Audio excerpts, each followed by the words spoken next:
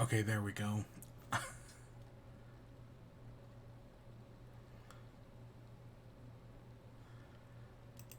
I've just been sitting here waiting for Splatoon to update for the past, like, not 10 minutes, but it's been a while. Can I hear it? Is there any sound? Okay, Splatoon 2 save data found. You can import if you want. 46 levels. I don't know why playtime is 1 hour. I know for a fact I put more than 1 hour into the game. Whatever. Importing save data and unlock the following bonuses. You'll get 3 Sheldon licenses that you can redeem for weapons. You can begin playing Anarchy battles earlier than usual. And you'll face opponents closer to your skill levels. And as far as I know, this doesn't get rid of your Splatoon 2 data. I'll import it.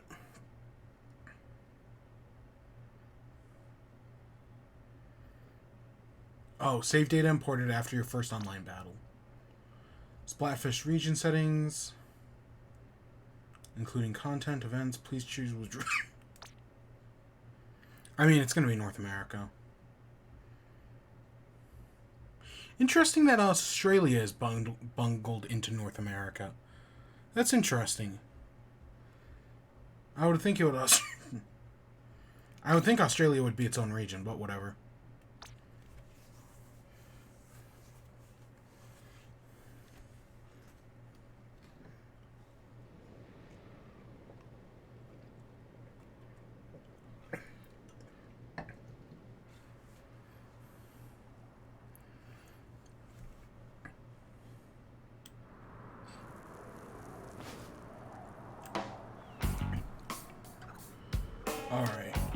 Alright. Honestly, we're probably going to go with the same costume we used in the beta. Which I think was, we were an Octoling. I think we did that skin, this. I think we were there. I think we did red eyes.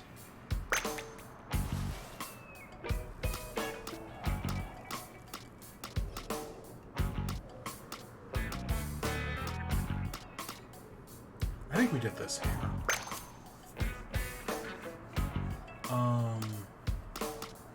I think these were the eyebrows.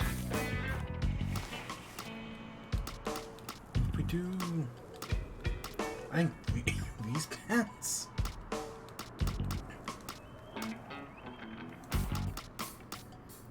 I don't know what that means by three, like the 3 dots mean.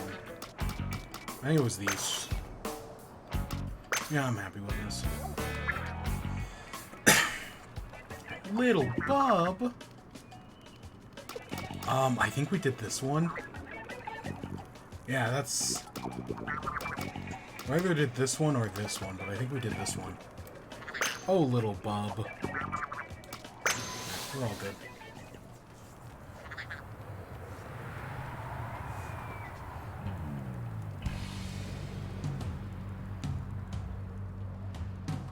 Hit you with the basics.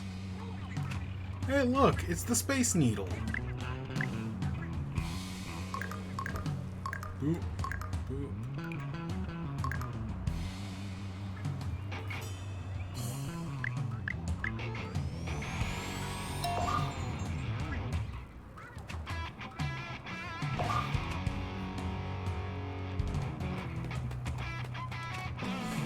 Come on, little buddy.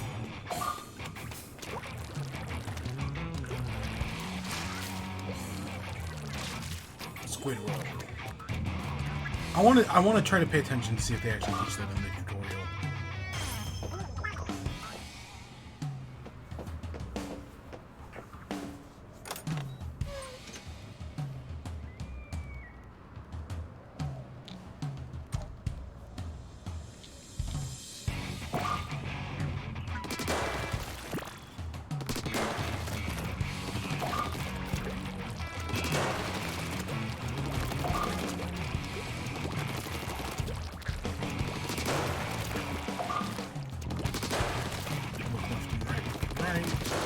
And of course I'm using motion. Like I know there are some people who are like, motion controls in a shooter. But honestly, motion controls are the second best way to play a shooter. The first best, of course, being mouse. But no, motion controls work great.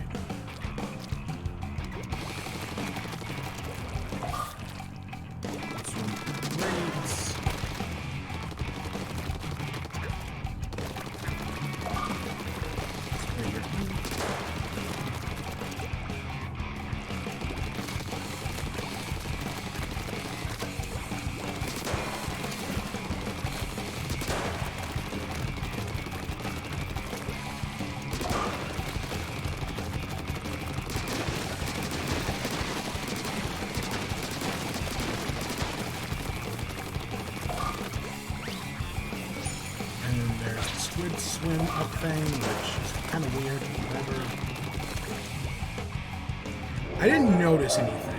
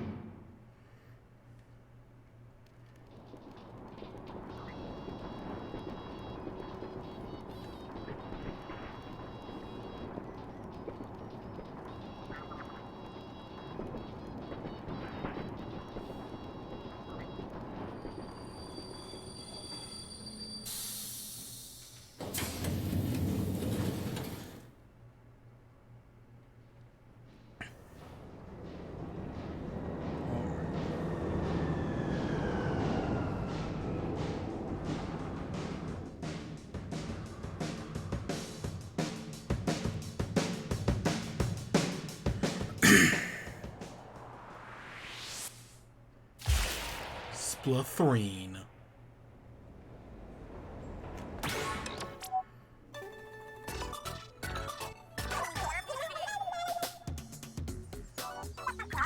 Listen up, it's going down. Reaping the Splatlands, we are deep cut. Here we go. You lip sync, we drip ink. Shiver, Fray, and Big Man. Let's see the current battle stages. Drum roll.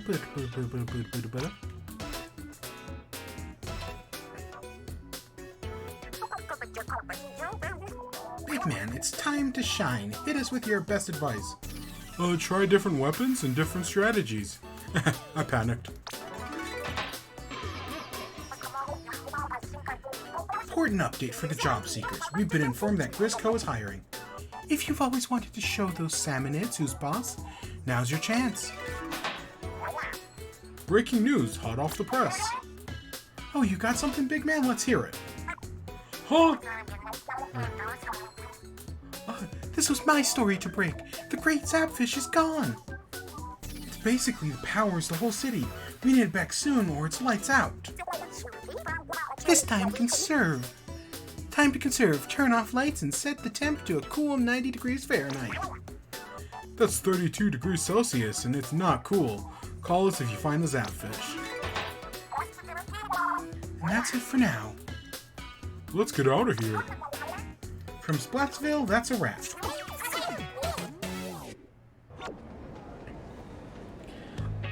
Welcome to Splatsville. This is the place to see and be seen, the hottest spot on the map. If you want to make it in this town, you gotta be your freshest. And how do you do that? With your extremely fresh self, online battles, just hit the lobby. Seriously, if you start making waves, battles, everyone around here will know your name. Wait, what? You're new here, and I don't mean to alarm you, but that dude is seriously scoping you from the sewer. Whatever, it's fishy, but we'll get to that later. So here we are. Alright, battles. Time to sink into the ink. If you want to get right into check out the lobby or follow the weirdo down the sewers, up to you. Go get him, full splats ahead. What do you mean the queen is dead? Shiver is immortal. Oh my gosh. So, okay, we started off back at level 1.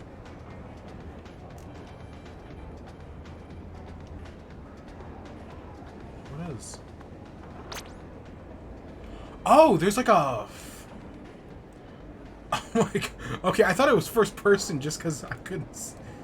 Okay, so they just built the photo mode into the game. Okay, that's nice. I know there's already some crazy art.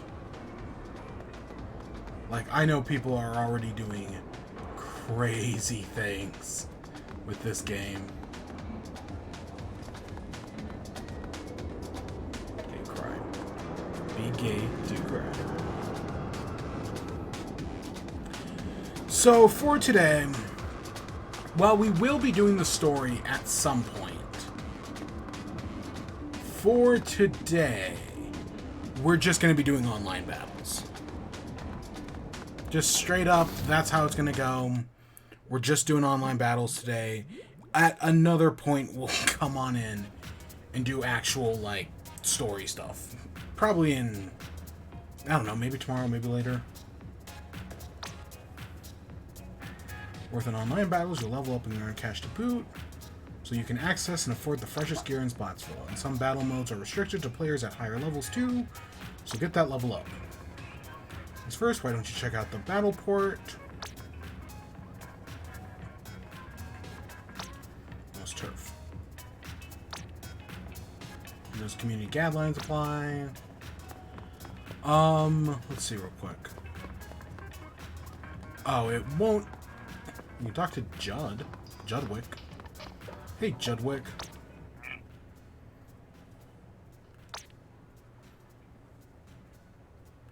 So, okay, so it's just advice. Of course, this more or less looks how I remember it.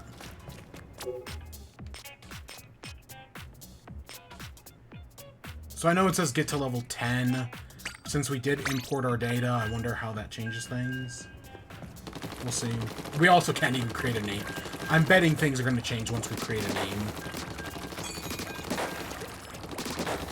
But yeah, so for today, we're just doing online battles. Mostly Turf War.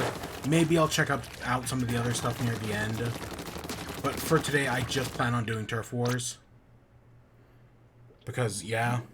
It's in chat, man. Like...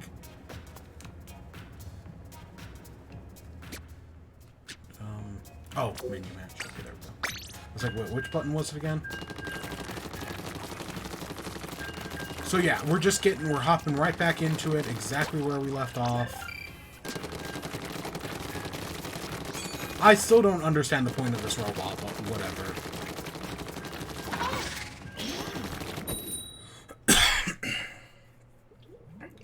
You know, you think this cough would have been gone. You know, it was gone. Yeah, I was like, I did not have to deal with it at all. And then just all of a sudden, it came back.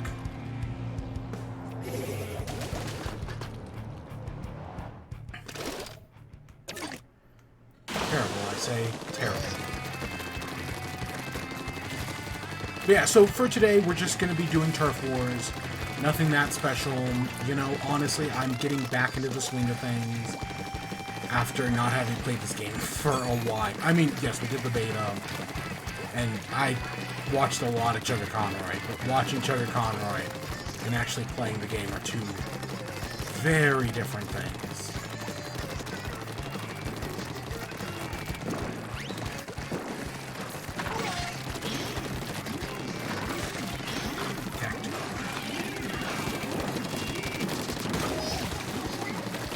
I know every team's going to run a tactical.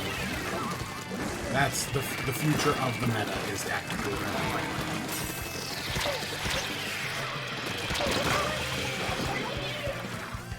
So yeah, we'll see how that goes. I don't know. I know I've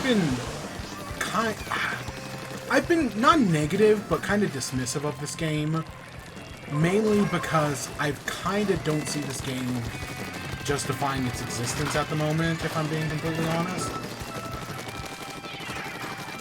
Like, yeah, this game has done a pretty bad job justifying why it should exist. And I still kind of think that's true. But after playing the demo, I have been more excited to play Splatoon. And the fact that I literally bought the game yesterday and have just been sitting on it because I've been waiting to do in chat. Ah, it sucked.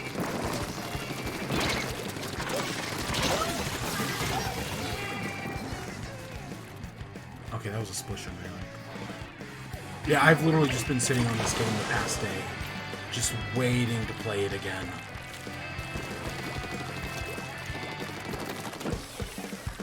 But yeah, and yeah, we're not doing the story tonight. You know, the story will be its own stream, like where we're just gonna sit down and do the entirety of the story.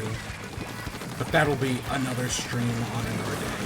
I do want to check out Salmon Run though, and you know, a little bit of rain.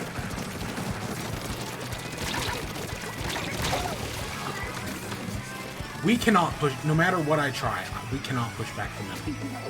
Admittedly, I've been more focused on getting the sides. Yeah, we have not had good luck pushing back on the middle.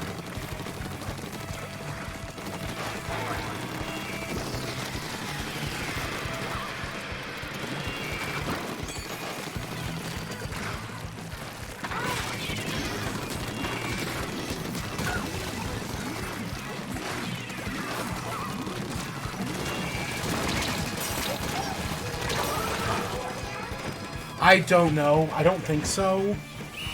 We've got some stuff in the middle. No. No. First play of the game is a loss. Whatever.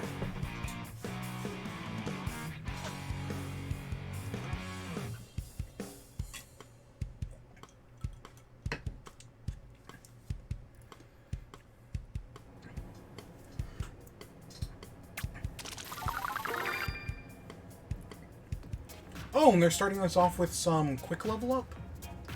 Okay. Opponent's name displays, splash tags. You can join anarchy battles, armor tags.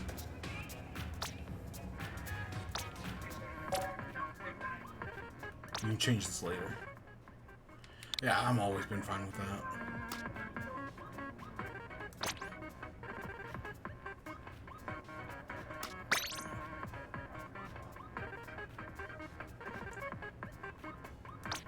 Okay.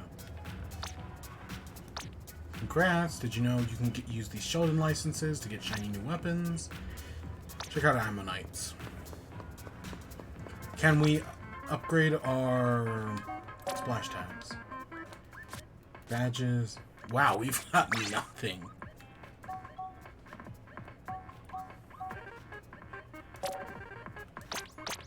Okay, so we've got nothing to start off. Oh my god.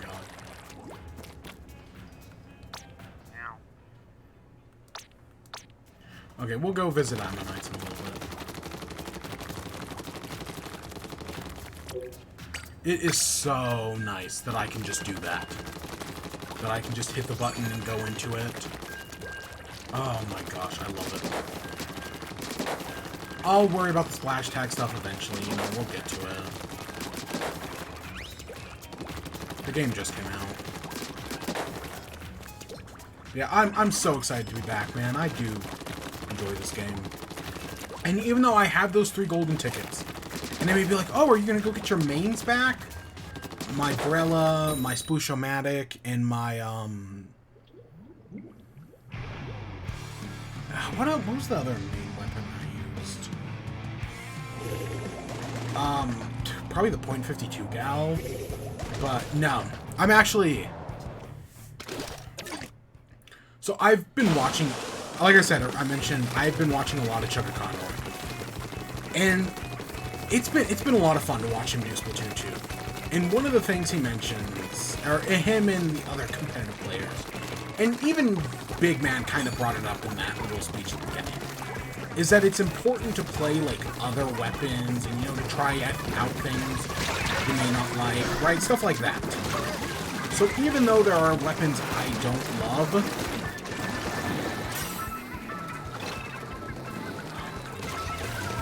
oh, okay, that's ours. Right, so it's important to try out stuff you may not like. And as a means to that end, I want to try out weapons I wouldn't normally use. So that's why I'm fine with, at the moment, sticking with Splatter Shot. Because it's not a weapon I would normally use. I mean, when you start off the game, sure, but like later on in the game, yeah.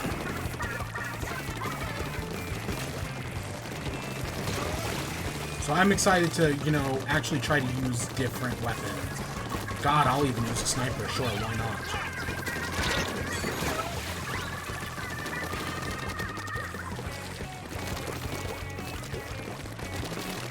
Yeah, why not use a sniper? Splatter? Did I call it? It's a splatter scope, right?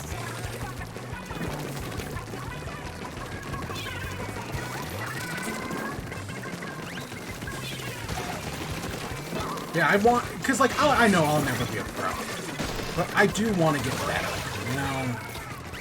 That's the goal sometimes. It's not to be great, but to be better.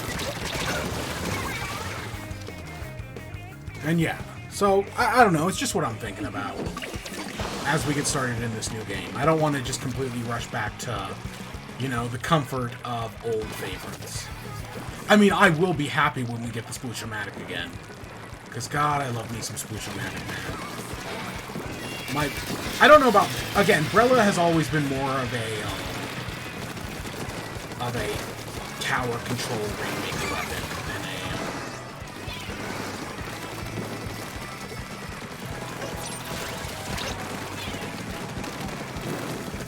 yeah, that's always been the type of weapon that I think about Brella has.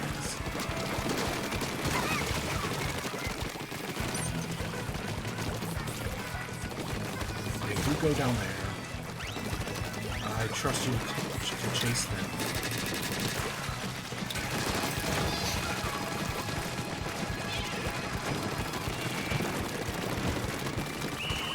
Okay, I think we're good. Yeah, I think we did pretty good that time. Yeah, they chased down that Brella.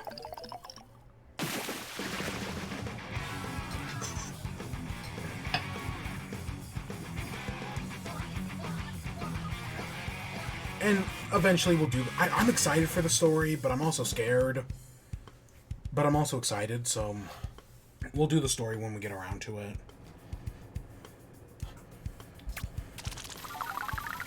I don't think I ever super jumped during that.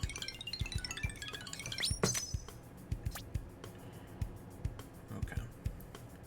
Yeah, let's do one more. And then we'll go check out Kira and whatnot. I didn't even need that much.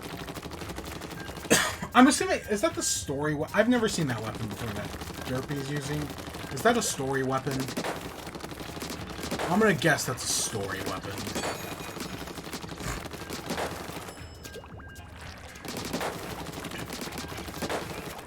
I don't know. Right now, I'm kind of worried about the story. Because, like, it's already started off with this great Zapfish being stolen again. And I don't love that. I don't love that.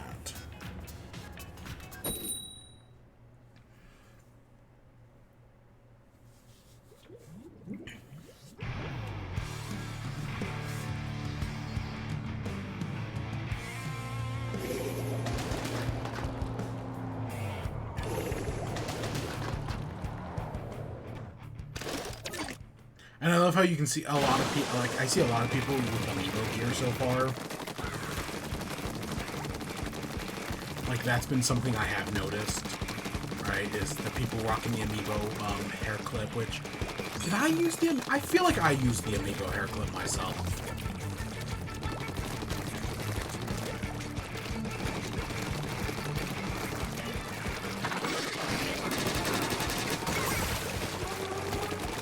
I don't know. I know I use the contact lenses for sure.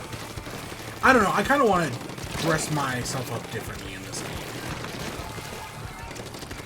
Alright, given the chance, I want to do things differently. You know, Splatoon 1, I dressed very differently than I did in Splatoon 2. Probably, I am, with the, and what I'm basically getting around to, is that I'm probably not going to make the, infinite speed gear again. That's probably not going to happen in this game. Don't get me wrong, I think the infinite speed gear, that just is nothing but mains and subs of speed, with one exception of Ninja Squid. It's funny, don't get me wrong, but I don't think it's very conducive to how I want to play this game. I guess it just shows how I've matured. right? Because whereas Infinite Speed I thought was very funny.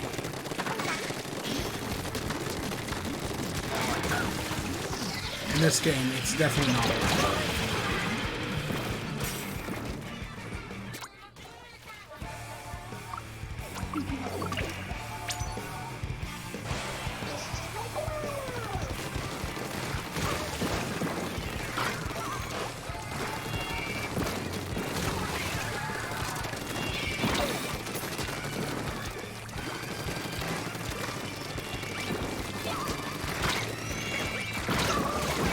Like, they're all they're hiding back there. That's probably we gotta take them out. Luckily, we're mostly holding the point. Mostly.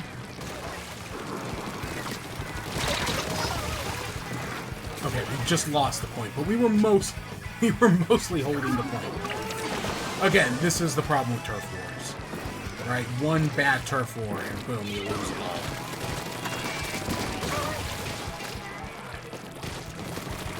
But one good push and you can take it all back.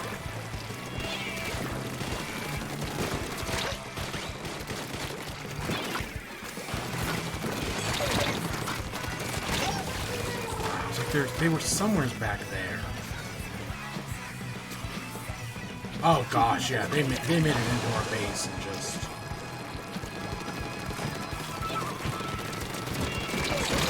Yeah, no, we lost that. One of them made it past. And so while we were trying to fight back on the front lines, I don't know, we might have done okay.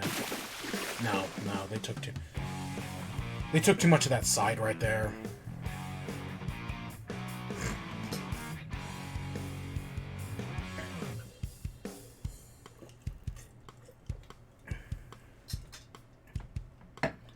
Where's A?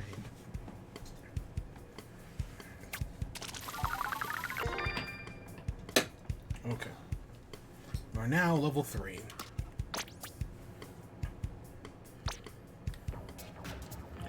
Alright, let's go check out Ammonites.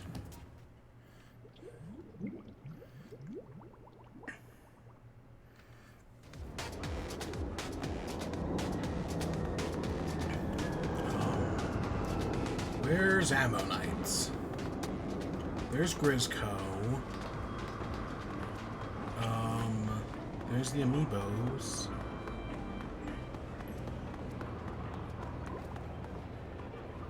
That's one. Okay, those are clothing stores. Those also look like clothing stores. Did I pass it? I might have passed it.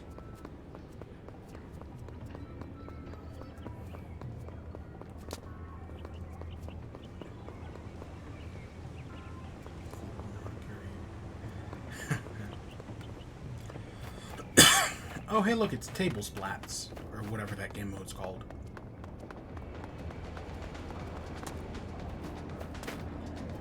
There's our two oh, hey, the maps have been updated. You know, we really should get into in-chat at some point. Oh, and hey, look. We're seeing it. Skipping the thing. Skipping the show. Ammonites is right here. Yeah, I totally missed it. Verhouse the imposter.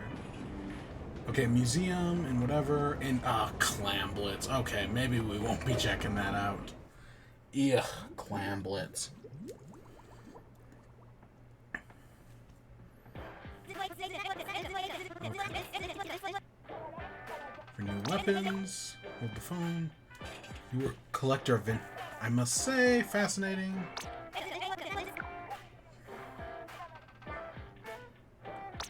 The correct Sheldon license. So we have 2. By leveling up, or even just developing your skills. Have at least 1 gold license. Be able to unlock a larger selection than usual right off the bat.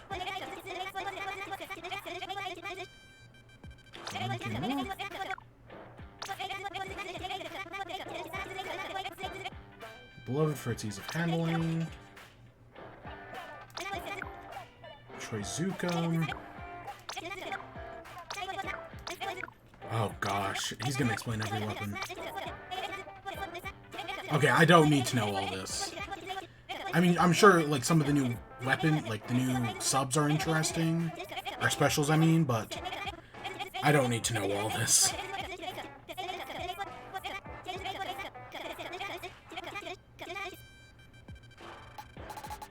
And yeah, everything past that uses our gold tickets. Which, okay, what's the max level? 30. Okay, I figured it was going to be 30. Because I think that's how it was in Splatoon 2. Is that the 96 now? Okay. Where is my... Oh, hey, look, the Splashomatic is at a more reasonable level.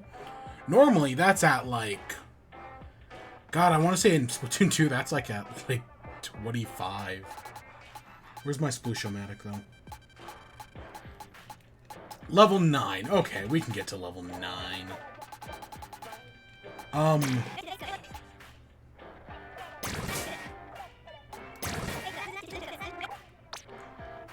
Okay, I think we have to be level 4 to unlock these shops. Yeah. Okay, I'm just gonna take the roller for the moment. And let's head back in.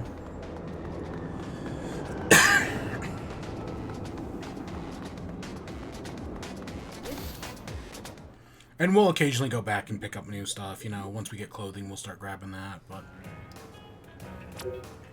For now, let's actually get into in chat tonight. So, we actually have a fair bit of news stories. Most of them are related to Marvel and Disney.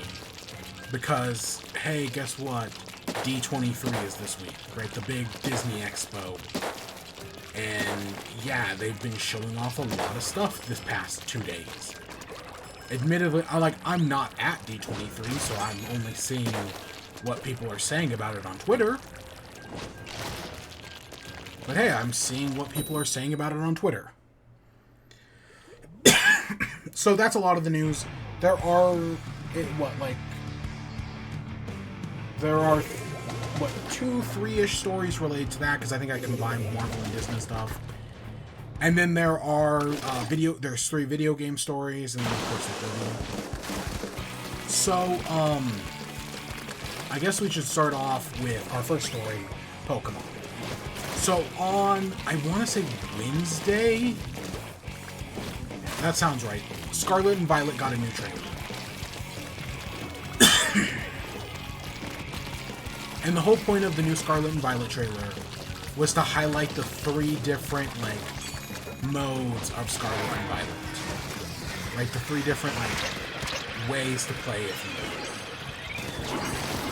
So that's what the new trailer was about. The first part was called Starfall Street, and it was all about Team Star. So we got introduced to the villain team, who we got hints of in the last trailer, because they had this giant car. So we got to meet one of the Team Star admins, Mela? And she's got these giant boots. And she's got these giant crazy boots. Oh! Did we get a wipeout or did they wipe out? I don't know. I think they wiped. No, we might have wiped out. The fact that they were all this close to spawn. But yeah, so we got Mela, who of course is a character people already love. Mela is already a beloved character. I do have to, of course, Rule 34 artists work fast. But I do have to remind people, everyone in this game, unless they're one of the teachers, is a student at a school. The Team Star is introduced as delinquents at school. They're introduced as delinquents. Oh, look at that. I'm guessing it's a story thing. They're introduced as delinquents. Many of them wear school uniforms. It only makes sense that Team Star are, basically high school students. Of course, internet's gonna internet, right? They always have, but I definitely, they always have, but I definitely feel it's more, I don't know, maybe it's the school uniforms where I'm like, okay, you know, normally it's bad. But this is... I don't know, there's something...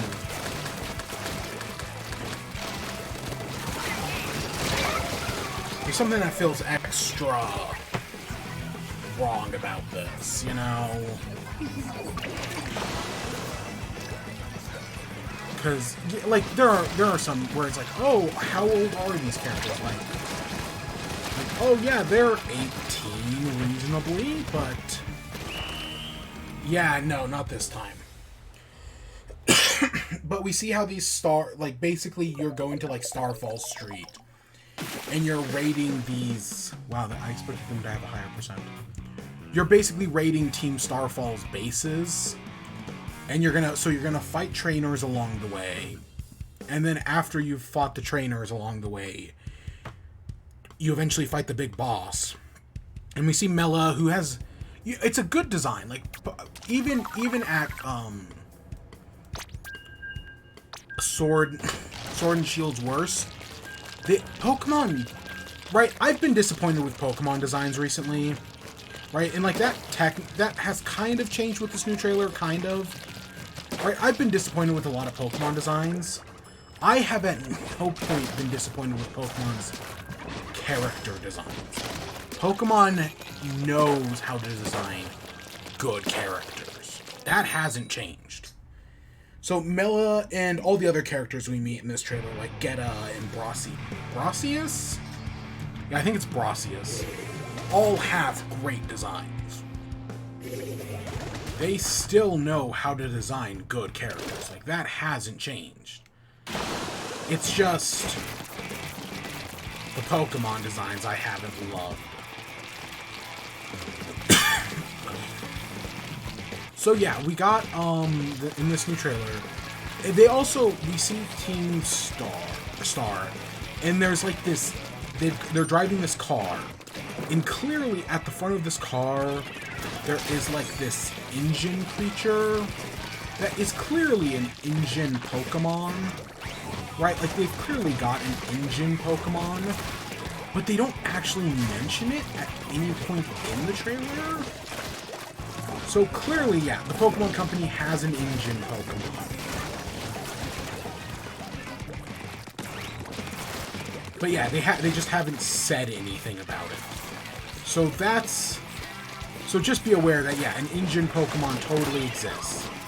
And just because they aren't talking about it, they can't do that, doesn't mean that, yeah, it's not a thing. Because the engine Pokemon totally is a thing. I don't know, I'm definitely... Like, the idea of an engine Pokemon, like, I was picturing, like, a spider. It seems to be a little less spidery than I thought. But I still think the idea of an engine Pokemon is a really interesting one. So I'm all aboard for engine Pokemon, right? Like, I think that's a cool idea. But we'll see what happens with it in the future. We'll see what it actually turns out, like, once they fully reveal it. Because right now, we've only seen it attached to a car. So I'm curious to see what it's going to look like not attached to a car. One of the things I do hope for these Starfall bases, or whatever they are, I hope you do, because, like, Starfall kids are, like, delinquents, right? All of their outfits have, like, helmets on. I really hope you do motorcycle races in these Starfall bases. I think that would be a really cool idea to do, ride the legendary Pokemon in, like, motorcycle races. That sounds like a lot of fun to me. But we'll see what it actually comes about in.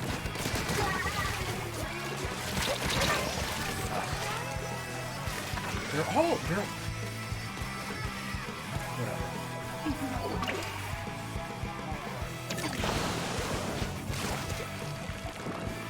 Yeah, so I'm interested in these stuff. I like the idea of, like, motorcycle races within the villain team's base. So we'll see if that actually happens. So the second part of the trailer talks about, what was the actual name? It was like it was titled like Search for Legends or Quest for Legends or something along those lines. Do I have it? Path of Legends. There we go. And so they've renamed what are either alpha Pokemon or the right, like, you know, on previous Pokemon games you had like the trials, right? Like in Gen 7 you had trials, and then in Legends Arceus you had they were called Totem Pokemon, but then in Legends Arceus you had the 5. Oh God, what were they called? You had the 5 special giant Pokemon, right? Cleavor, the other 3. I know one of them was Electrode, or the other 4. One of them was Electrode. One of them was the Dancer. One of, God, I'm forgetting what they're called. But that's back this time. And, we see our first new one, and we got the new Pokemon Cloth? It's basically a crab Pokemon. And if I'm being completely honest, I kind of hate it. But I think it could be powerful. Because it's got... So you know how, like, Wimpod has the ability where when it gets to half health, it is, automatic, right? It gets, ejected out of battle like an escape button. This thing has an ability where when it gets to half health, it gets increased attack. So I give it freaking, and I know there are other Pokemon that work like that. I want to say, Meteor has a power like that, I want to say. But give this, freaking Shell Smash like Meteor, and this thing's going to be powerful. I can tell you right now. Yeah, give it something like Shell Smash. And it is a crab Pokemon, so that would make sense. And I could see this thing being broken. So we'll see what actually comes of it. But yeah, Cloth. Design-wise, I hate it. I am excited to see Totem Pokemon again. Again, I really hope the battling in this game works more like Legends Arceus. Because the... Spoiler alert for Legends Arceus, which I'm going to give just because the game's not even a year old yet. The Avalugg boss fight in Legends Arceus, while not the hardest thing in the world, is one of my favorite boss fights in all Pokemon. It was just so cool to see Avalugg like that, man. I was so blown away by the Avalugg boss fight. And I would love to see that again. I would love to just, yeah. I would love to see something like the Avalugg boss fight. From these things. But these might also just be like the Totem Pokemon in, Sun and Moon, right? Where it's one big Pokemon being backed up by smaller Pokemon. But I really hope they play more like Legends Arceus, because the Legends Arceus fights are cool. Even though the Electrode one sucked. Fuck the Electrode one. But the other ones were cool.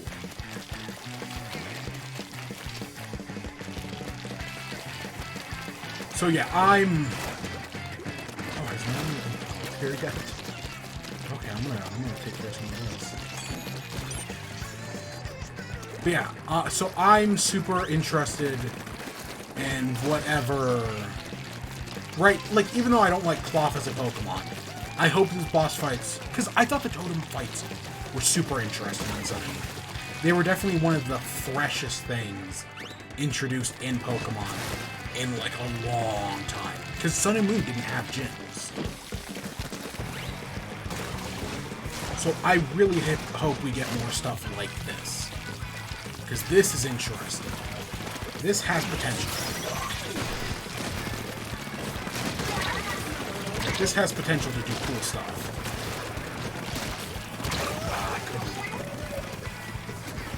Just couldn't get them in the right position.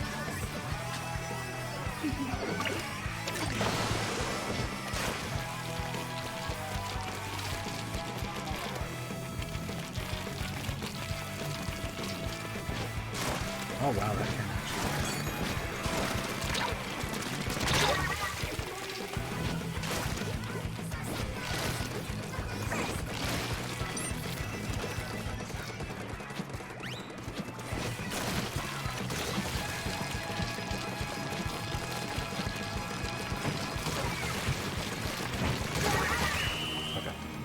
Yeah, so we really didn't get much about this part, right? We just know Titan Pokemon are the new names and that they're in this game. God, they weren't Shrine Pokemon. They had a special name in Legends Arceus. I just don't remember what it was. Whatever it is, I'm interested in it. And then, of course, finally, the final segment is the more traditional boss fight stuff. Or the more traditional gym leader stuff. So we get introduced to Geta, she's introduced as the chairwoman, which, of course, everyone's like immediately like, oh, she's the villain, which I don't know. Honestly, the fact that Team Star was introduced as Team Star makes me think that all the villain stuff is going to be done on the villain quest. And the gym leader stuff and the Titan stuff is going to have nothing to do with each other. Right, they're all going to be separate story modes, which is basically how it worked in Isle of Armor, right? They were all separate story modes, basically.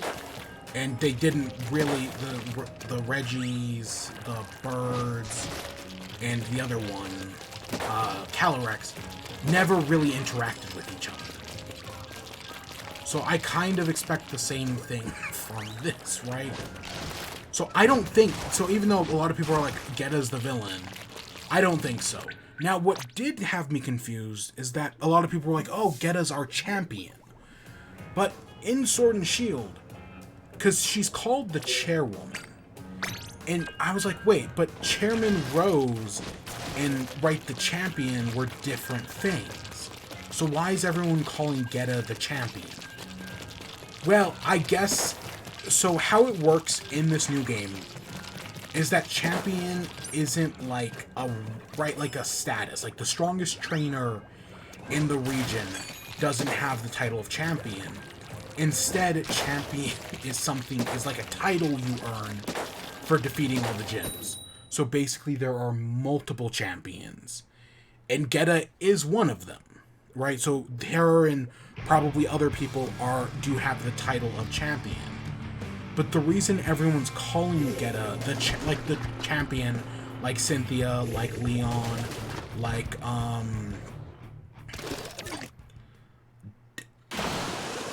it's not Diane. Is it Diane? Diantha? Is Diane? Oh god. I, of course, always forget her name. Because she's not very memorable, admittedly. Steven Stone. There's another one. Lance, I guess. Yeah, Lance, sure. Right, those people had the title of champion. They were the strongest trainer in their region, outside of course, the player character. But, Geta, right, people are calling her the champion because I guess she has the title. Because of all the people with the title of champion in the game, she's considered the strongest. So that's why everyone's calling her champion. Because, yeah, out of the people with the title champion, and there are many, she's, I guess, the strongest. So that's why. I was confused about that, but yeah, hopefully that explains things. What else?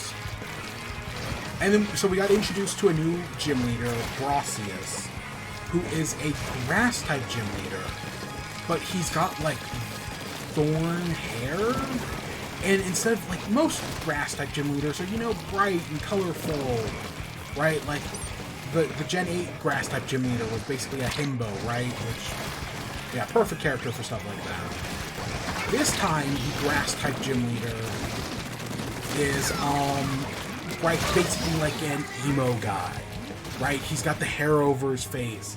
He uses all darker colors. He's got a vine whip. Again, Pokemon, when it comes to character designs, Pokemon they may not be able to do that to a Pokemon, at least in my opinion. Again, people are gonna love them. Everyone's Pokemon is somebody's favorite. Just because I don't like the newer designs doesn't mean somebody else does.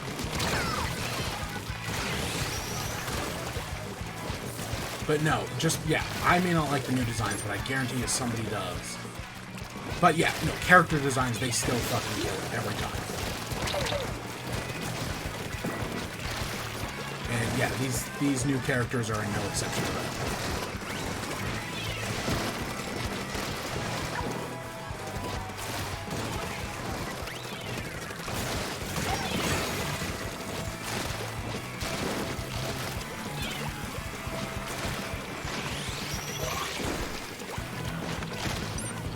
Yeah, so that's all. Those were the 3 paths, of course, which of course you'll take one of in the game, or which, like, as you go through the game, you'll have chances to work on all 3, and you can do them all at any moment.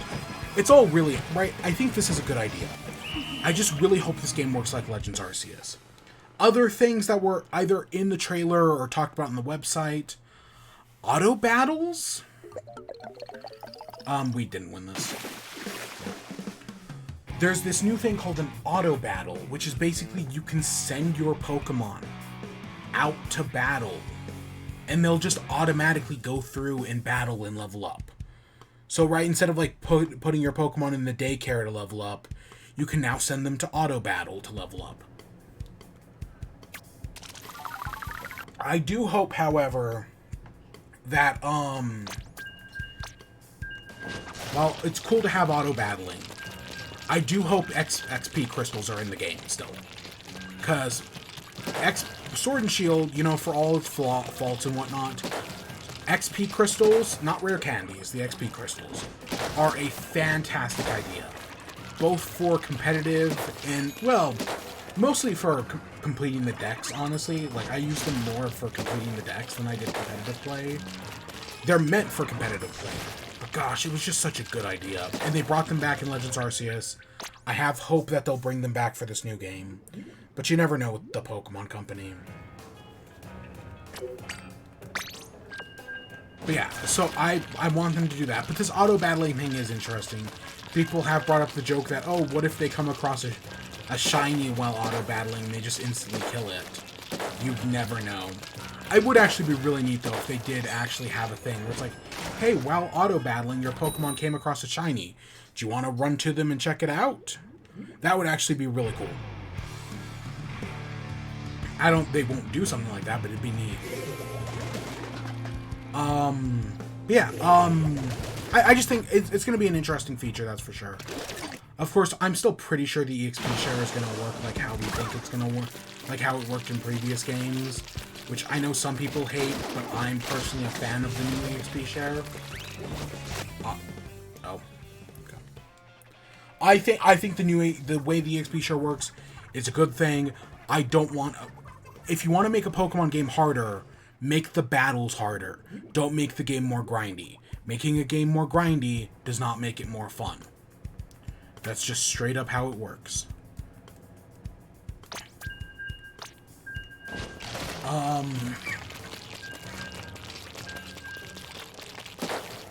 So yeah. And then finally, the last 2 things revealed was they revealed 2 new Pokemon. Armor Rouge and Ceruledge. So these are version exclusive Pokemon. I could tell they were version exclusive just by the name. Armor Rouge, Ceruledge. You know, rouge as in the color red. Ceruledge as in cerulean, which is a shade of violet. And also Cerulean City is a city in, I want to say, the first Pokemon game. Yeah, so they're night Pokemon. One has... a lot of people have compared them to Mega Man Battle Network characters. And honestly, I think that's a good comparison. But so far in this generation, the only designs I have kind of liked are the legendaries and the starters. That's it. And it took me time to warm up to some of the starters. Like, I still don't even know if I love Wacoco. Right, like, I don't even know. Quaxley's okay. I still like the cat. Weed Cat. Weed Cat's still pretty cool. But I like the legendaries. They're fine. But other than those 5, I guess. 4, maybe even. I have not really liked any other Pokemon this generation.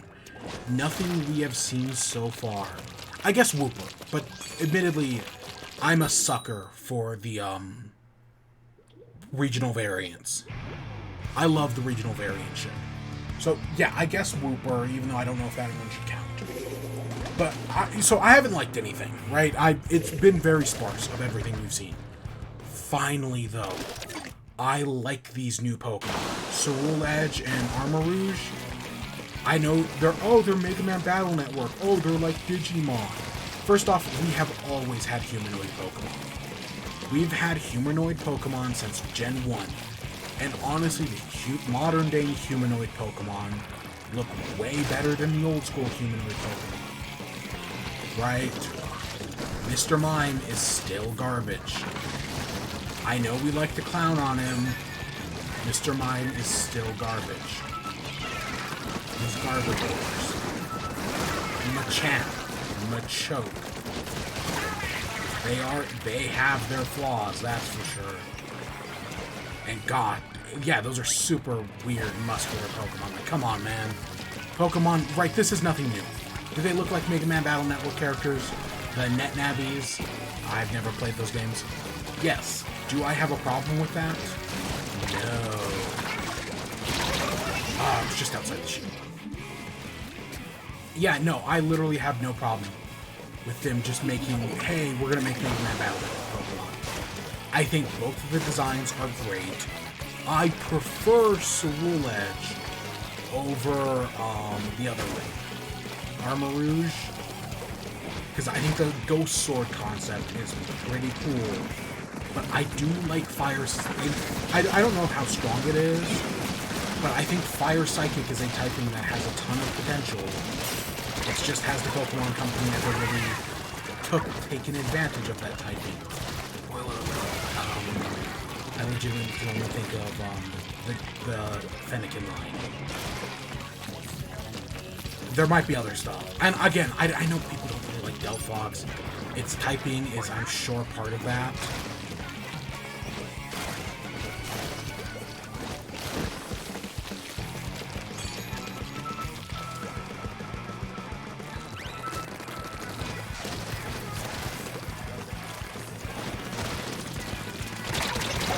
Oh my god, they came from behind me and...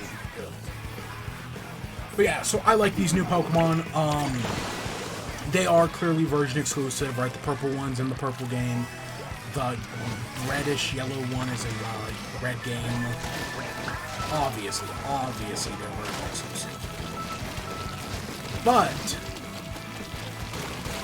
okay, here's my but.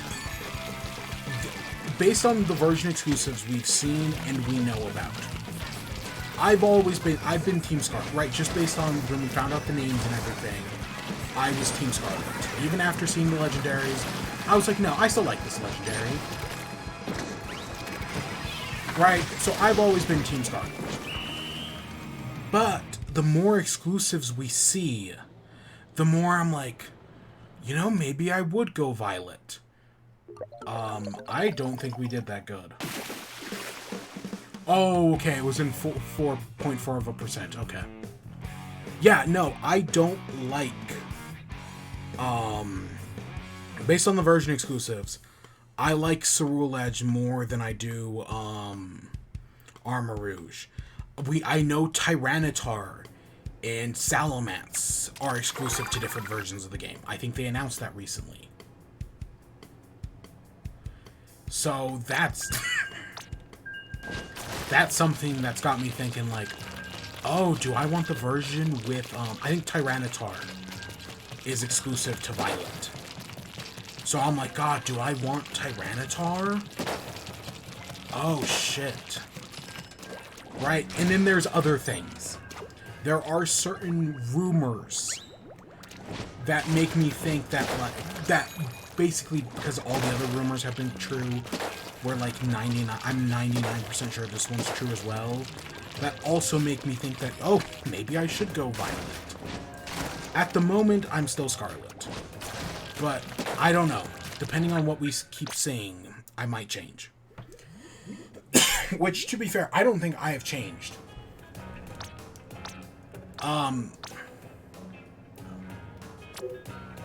I don't think I've changed what Pokemon game I want to play ever. Because I picked up Black and White and I wanted to play White. Then Black and White 2, I was like, oh, I want to play the opposite. Right? So I was like, I want to switch. Then, of course, I think switching still gave you the same legendary, so that didn't actually work out that well. But it was the concept that mattered. X and Y. I wanted Y. Omega Ruby and Alpha Sapphire. Well, I played Ruby, so of course I'm gonna pick up Omega Ruby.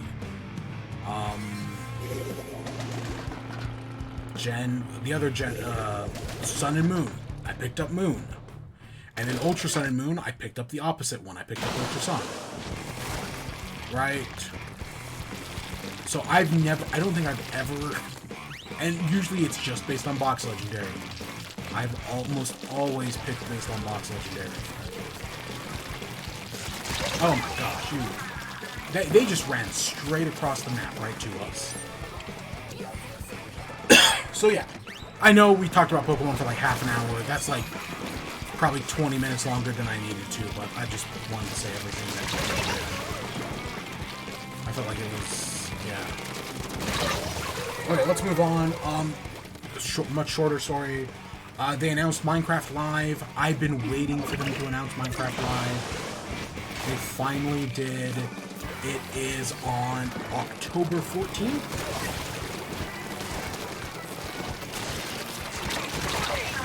So that's... Oh, they got... I was trying to... So yeah, October 14th. That's right around the corner. It's a little over a month away, but yeah.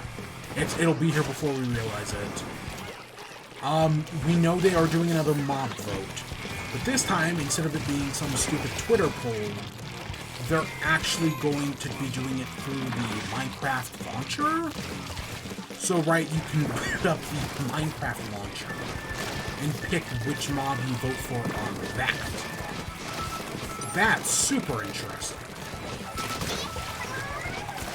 I think that's a really good idea to, you know, because I thought the Twitter poll was stupid, especially because it can go, right, they limit the Twitter poll to, like, voting for certain times, and if you miss the time window, well, oh, too bad, so sad. Right, like, I think last year, for the first 3, right, when they limited it down to 2, I missed the original vote. So I didn't win the glare or whatever got eliminated. I kind of don't remember what it's called. When the first mob got eliminated, I wasn't there to... Right, I missed that vote. I only got the second one. The LA versus the Copper Gold. But this time, by doing it in the Minecraft launcher, I think the mob vote this year starts 24 hours before Minecraft Live. So people will have 24 hours to vote. I don't know if the vote will be between 3 mobs or what. The best way, of course, to do a vote is to have people rank them. Rank, oh, this is my favorite mob, this is my second favorite, this is my third. That guy right there, Blue, they're just running around coming up to people. But, I mean, it's working, they're kicking our ass. Yeah, we just... Oh my god. Yeah, they kicked our ass and kept us in spawn. Yeah, so I think doing the ranking mobs, so that way, like, oh, you might not have gotten your first choice, but hey, maybe you got your second choice, right? It's just a much better system of voting, but I do feel like doing it in the Minecraft launcher is going to solve some problems. So I'm all aboard for that. Anything I actually expect from Minecon Live? Not really. I mean, I like the idea of a new dimension, right? I think that's gonna be, right, we've got this new portal-looking structure. Making a new dimension would be really cool.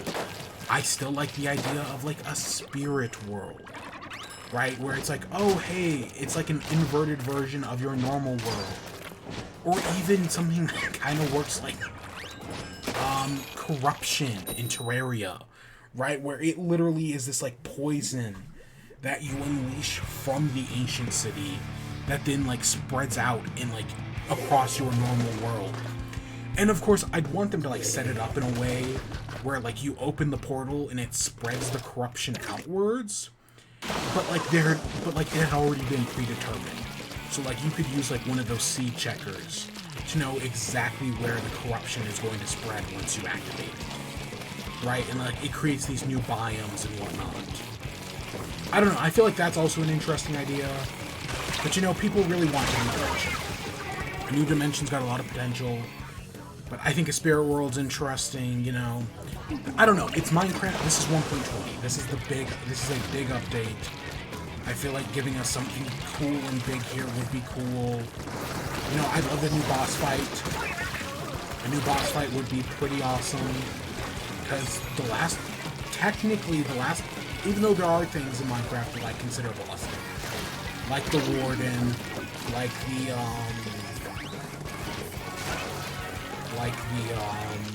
Elder Guardian, even though the Elder Guardian's not that. The last actual, like, legitimate boss fight in Minecraft was the Wither, which was 1.12. That's a long time ago.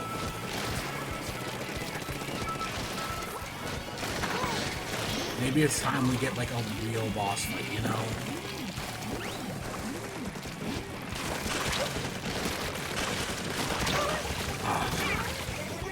Yeah, so I'd be down for a new actual boss fight in this new... I don't want the dimension to be the boss fight. I want it to work like the Twilight Forest. Honestly, if they could just integrate the entire Twilight Forest into vanilla, that'd be pretty cool, but that's not going to happen. Yeah, I want it to be something like the Twilight Forest, where, oh, you come across this maze. And what's in this maze? Well, hey, inside this maze, it's the Naga, right? The snake creature. Oh, you come across this wizard tower, and there's this skeleton wizard at the top of it. I think there was also, like, an ice witch at some point. I don't know, there's a lot of stuff in the Twilight Forest.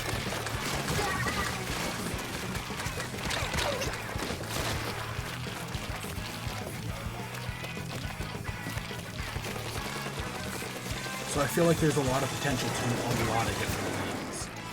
But I don't know what they're actually going to do. But it is, even though I liked the most recent Minecraft update, right, I was rather impressed with it. The thing is, Minecraft has earned a lot of bad PR recently. Even though the updates are, right, the newest update was good. The Ancient City is super interesting. I mean, right, the Ancient City I thought was super cool. Mojang has earned a lot of bad PR. And so Minecon Live would be a good chance to, you know, and because they're doing stuff people wanted. Like, that's the crazy thing. Like, they're getting all this bad PR, but, like, people wanted the Nether update. That was one of the most requested things. People wanted a Caves update. People were super excited for it. And somehow a cave update hurt their brand image. One of the most requested things, right, hurt them. That's just real. I find that very interesting. You know, that's something people asked, just the way, even though the update added tons of good stuff, the way they did the update just hurt their brand image overall. And I thought the Caves and Cliffs, I mean, sometimes it's horrifying, like the Nether update, right? Sometimes the Nether update is just horrifying to deal with. And I hate the Nether. But the Caves and Cliffs update, sometimes it's horrifying, sometimes it's beautiful, honestly. I don't know, it's very interesting. I don't know, I've been more... I've had more fun with the Caves and... Like, when it first came out, I was like, ew. Part 2 came out, I mean. I was like, ew. But in more recent months, no, I've had a lot more fun with it.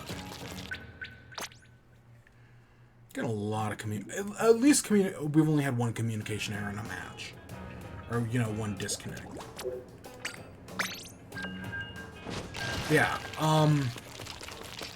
so, I don't know, I think now would be a good chance to, you know, get some goodwill out there, you know, get people to like them again. Because I still think the game's great. I mean, it's freaking Minecraft, man.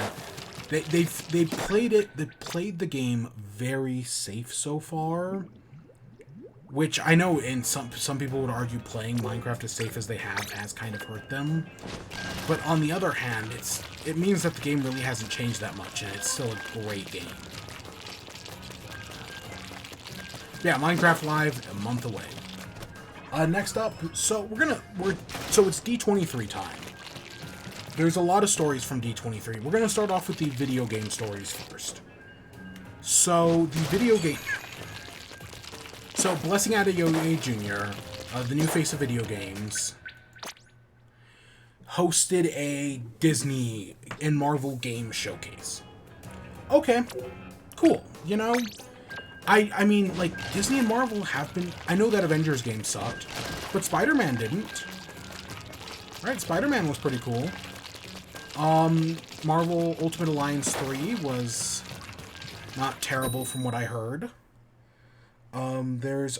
People are excited for Midnight Suns, and they showed off of the things I've mentioned. They showed off Midnight Suns, so yeah, that was neat. They didn't show off anything new from Midnight Suns, but hey, it's coming out at the end because it got delayed a while ago.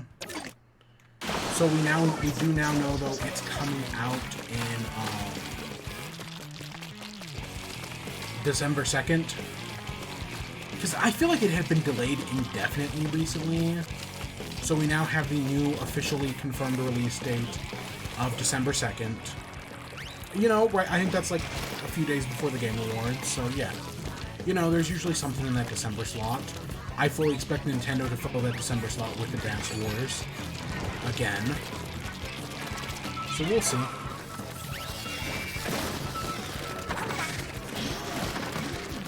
We'll see what they do with it, but yeah. It looks fine. What else? They started off the game with Tron Identity. So the idea of a Tron, right? I know Tron is a video game, but the idea of like a Tron game that works like how it does in the movies has always been a super cool idea. And then they did it in GTA 5, and it was awesome.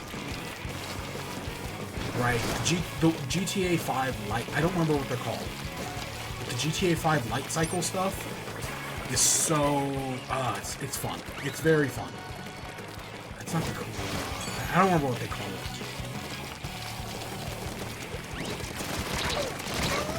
But yeah, whatever it is, right, GTA 5 got it to work. So of course I do want to see if Tron can get it to work. But we didn't really get anything on this game.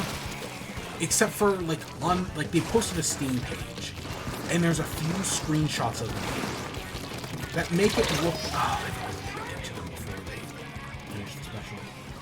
They posted a few screenshots, and the screenshots make the game look like, they have, dialogue options that remind me of Knights of the Old Republic.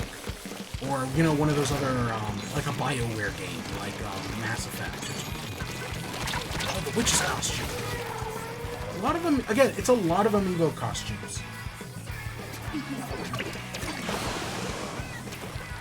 So yeah, that's what the game looks like. Visually, honestly, I don't think the graphics are too impressive. It looks like it's got a very interesting art style. That may just be a thing that, right? Maybe it just doesn't come across that well. Oh, you wiped out the team. Nice. They did. Oh, did they get a disconnect? Yeah, they got a disconnect. I didn't even notice. But yeah,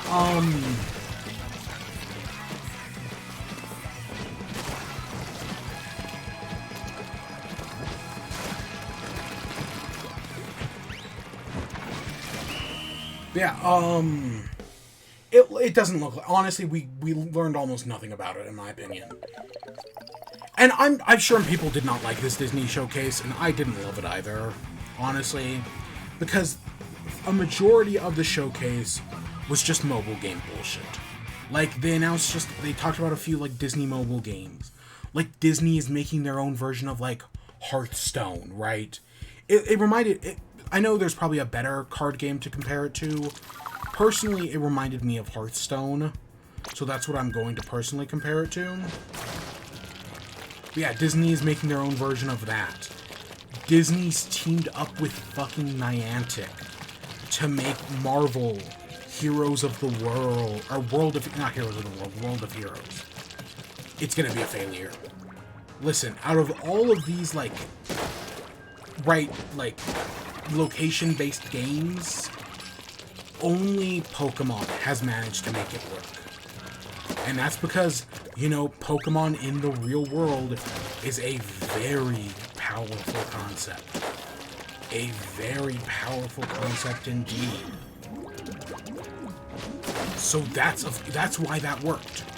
Meanwhile, Harry Potter didn't make it work. Ghostbusters didn't make it work. Minecraft couldn't make it work. Harry Potter and Minecraft are two of the biggest brands, right? Those are two huge brands. I know, of course, fuck J.K. Rowling, that fucking turf. So, but, right, if they couldn't make it work, what the fuck makes Marvel think they could make it work? Maybe they could, you know? Niantic has learned a lot from Pokemon Go. They've also burned a lot of bridges because of Pokemon Go. Maybe they can make it work. But also, it's totally possible they're just gonna bomb again, and this is just gonna be another failure. So yeah, I'm not looking forward to that at all. But yeah, there was a bunch of other mobile bullshit, like they're adding Red Hulk and Apocalypse to like their Strike Force game. It's a bunch of crap I don't give a shit about. Other things, they announced Disney Illusion Island, which to me looks like Disney's version of Runbow. Remember that game, Runbow, or I guess Speedrunners was another version of it. Yeah, Speedrunners was actually the original. I've actually never played I've played Runbow, I've never played Speedrunners, so I couldn't tell you anything about that game. But, yeah, basically Disney has made their own, it looks like that. Visually, that's what it reminds me of, is Runbow. Or, Speedrunners. It might not be like that, but it looks like it. And that's not a... I mean, it's Mickey, Minnie, Donald, Goofy, doing, you know, the Rumbo thing. Running through obstacle courses and whatnot. I don't know, I feel like there's a lot of potential here. Oh, you're just a splatter shot. Are those barriers? Did I see... Does that person have barriers?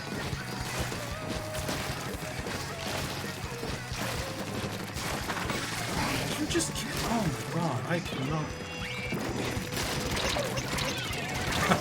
I forgot I didn't have I was doing better with the splatter shot junior, honestly. Having that bomb is nice. I keep forgetting about the curve of the bomb.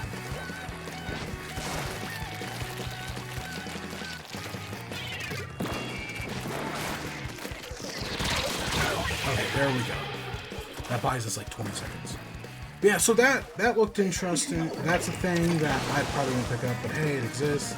Because I know, like, Disney just released their own version of, like, Animal Crossing this week that I know some people are interested in.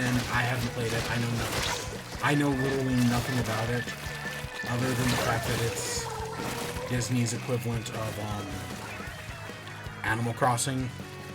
Right? I don't even... And I think they did talk about that during this. They announced that, Skydance New Media is going to be doing a Marvel game. And it's like two worlds collide. So it's like Captain America and Bucky meet, T'Challa, Black Panther, right? But just based on how it looks, like, design-wise, the character designs, I'm pretty sure it's a World War II game. So it's a Captain America game set during World War II, where he teams up with Black Panther to, you know, presumably beat the Nazis or whatever. Hydra. You know, that doesn't sound bad. I could not tell you for the life of me what Skydance New Media, their other games are. I'm sure they've done other things. I could not name any of them. I mean, come on, it's Skydance New Media, for Christ's sake. The name sounds familiar, but What they actually do, well, who knows? I'll look it up real quick since I'm in a good position. Skydance, new media.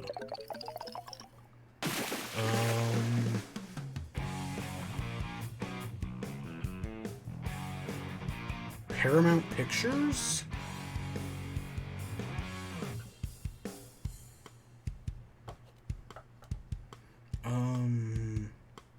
Have you done anything? Skydance sounds familiar. Star Wars? I guess they're doing a Star Wars game as well? Yeah, no, I don't even know if they've actually put out anything. They worked on film and animation stuff. Cause yeah, I've heard of Skydance in like film. That sounds familiar. But like the games company part, no, I have no idea.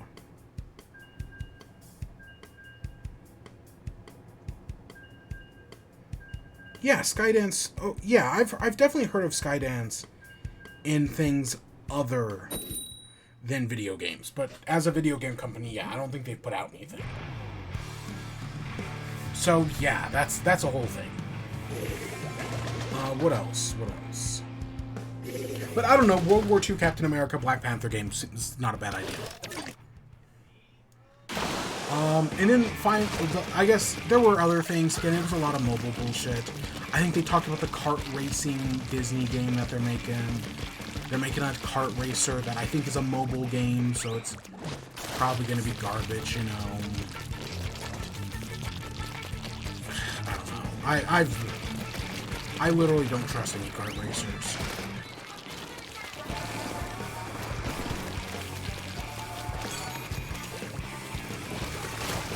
Have no reason to. Yeah, and then of course for people who wanted Kingdom Hearts, Spider-Man 2, and Wolverine, we got a quarter second of Spider-Man 2, a quarter second of Kingdom Hearts, and I don't think we got any Wolverine. So yeah, this wasn't that. If you expected Kingdom Hearts here, you were a fucking fool. I'm looking at you, Sky. Spider-Man, less likely, but possible. It was like that's gonna be that's more of a PlayStation thing, honestly. And I still don't think it's coming until like December of next year, or like November of next year. So it's still a whiles away.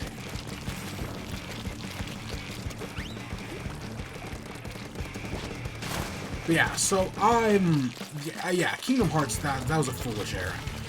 But the other things, they were possible, I guess. Just not very likely.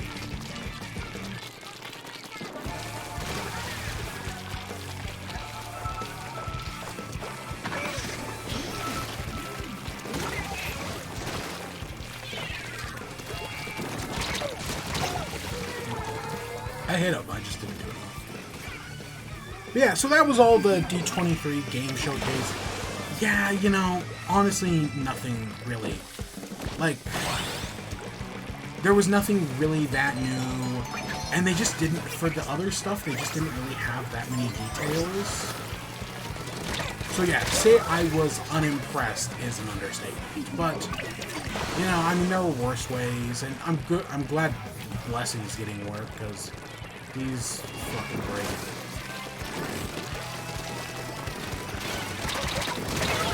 Oh, I got two people somehow.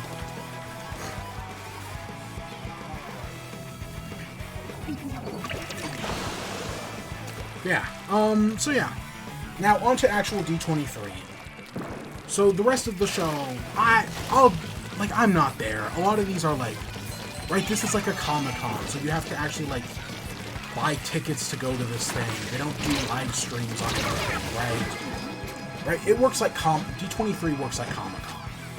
Right, so they're doing all these panels and whatnot that they don't live stream, of course. So instead, you're just waiting on people's Twitter feeds to see what new announcements, and occasionally they drop a trailer on YouTube. All the other trailers are behind closed doors that people shouldn't be recording, but I know some people do anyway. It's not that I've actually seen anything. Because the stuff that's behind closed doors that people aren't supposed to see, they strike down. So they started off with a lot of Disney Pixar stuff. They announced a bunch of new Disney and Pixar movies. Let's actually go. Let's go get some clothes. Before we continue on since we're just getting started on D23, let's go buy some clothing and shit, and then we'll talk about D23 stuff.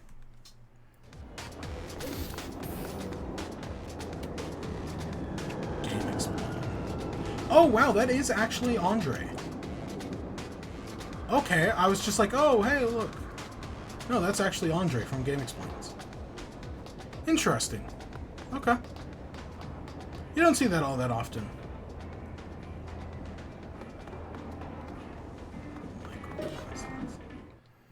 What new weapon do I want to get? We're level 5.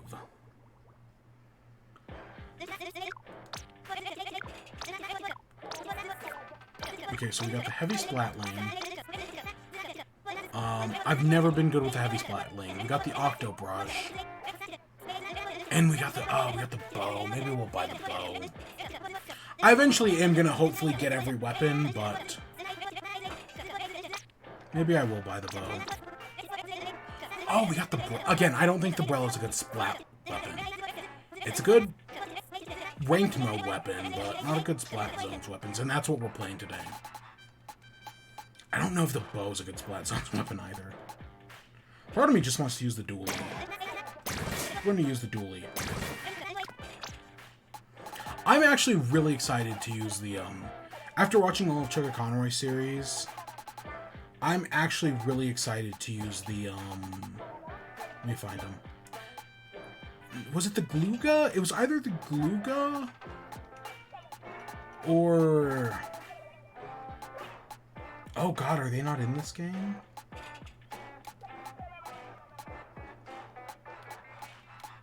Here they are, the Dapples. I'm actually kind of interested in using the Dapples, because I guess they play a lot like the, was it the 52 gal? I think it was like the 50, if you made the 52 gal into dualies, that was the Dapples. And that sounds interesting to me. So I'm actually excited to use those. But for now, let's just, I haven't used normal dualies in so long. And god, I don't want to jump right into a,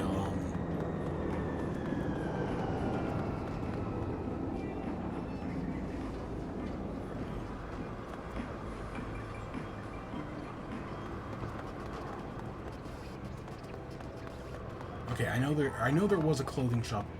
I don't know why I came out and walked to it. I was like, I know there was a clothing shop over here somewheres. We don't have that much money. Mano wardrobe. I see that you are a fresh and fashionable person. However, you must respect the merchandise. These are a lifetime ban. Wherever gear abilities, yes. Zio. Okay, yeah. Ink recovery. Oh, there's a ninja squid. Already off the bat, we're given a ninja squid. So I'm assuming the 500 refreshes the ability. Or maybe it scrubs it. And then the 1000 adds a new slot to it. It's actually nice that new slots aren't salty sea snails. Oh god, do I buy ninja squid already?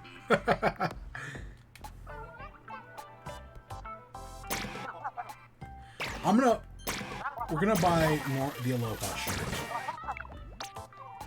But I'm also gonna buy this. And we're not gonna equip it. Come in. Welcome to the crush station. Oh, you are looking fresh today. But you could be even fresher with something new on your feet. Am I right? Of course I am. You know about gear abilities, right?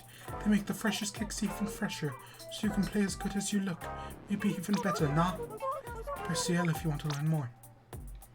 Okay, I don't need stealth jump. I don't need run up. Honestly, I kind of don't love any of this.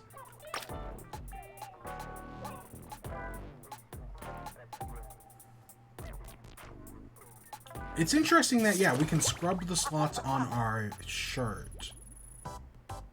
but not on. Maybe that's because it's takes up one of the rotations. I don't really need run speed up. And God, these shoes are ugly. Ugh. I don't know why I'm anyways. I meant to equip them. Welcome to Atlantis. I don't really work here, but you can shop around and I'll sell you stuff. Don't ask me what to do with any of it. Put it in your locker, I guess. It's all pretty random stuff. Your locker in the locker room, duh. You can look at it later. If there's anything in here, I guess it's yours by default. I'm supposed to give you one of these catalogs.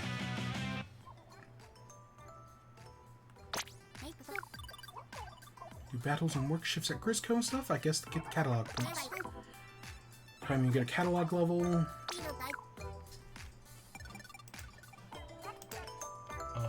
me a second. Very first prize, cherish it.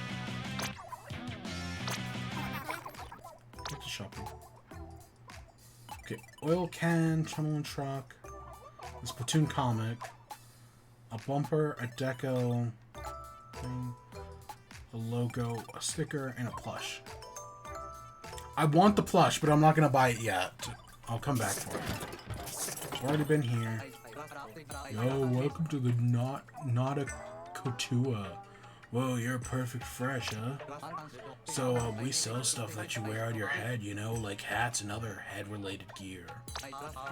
Oh, but you're not the regular hats. I always forget that the gear abilities. I think they'll help you in battle. I don't know much, though. I just work here. Okay, special, Ink Saver sub, Last Ditch, Ink Resist, Quick Spawn. There it is. Finally, some swim speed up. Okay. I'm gonna buy that squish. Oh my god. Could you imagine filling our locker with squish bellows? That sounds funny. Just I saw somebody who had a locker that was just filled with oh god, it was just filled with splat bombs.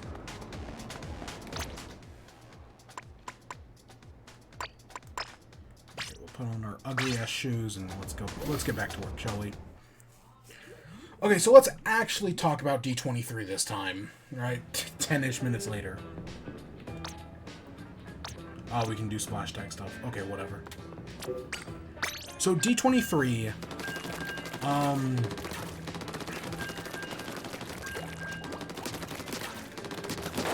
okay, I kind of.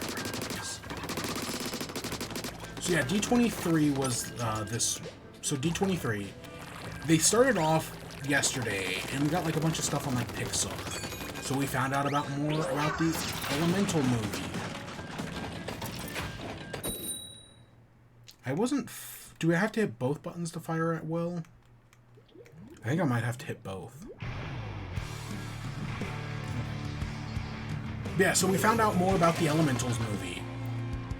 We got a new picture. You know, it still kind of looks like what you'd expect. They announced this new, like, Disney, like, short film thing. That, I think, it's about, like, this kid. It's got, like, this magic newt. They announced this movie called, like, Wish. That, it looked like, oh gosh, what was it? It looked, oh, it had, like, Lumas in it. Like, there's, like, these wish-granting stars.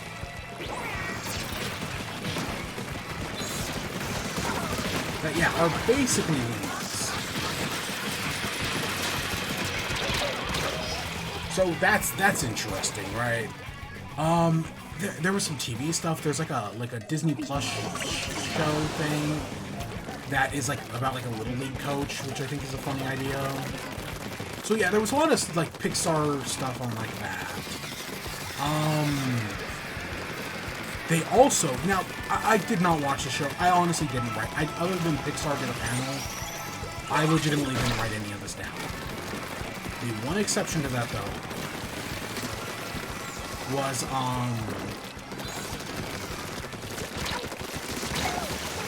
Pixar doing, Inside Out 2. Inside Out was one of my favorite recent Pixar movies. I loved it. I thought it was a great concept. I thought it was a really good movie. I love the moral. It's one of my favorite morals. Is that like the idea that like sadness is a good thing? Because we don't always teach that, right? I mean, we teach it more now between like Inside Out and South Park and tons of other stuff. It's from a more right. Like, there's a reason melancholy is no longer a sin, right? But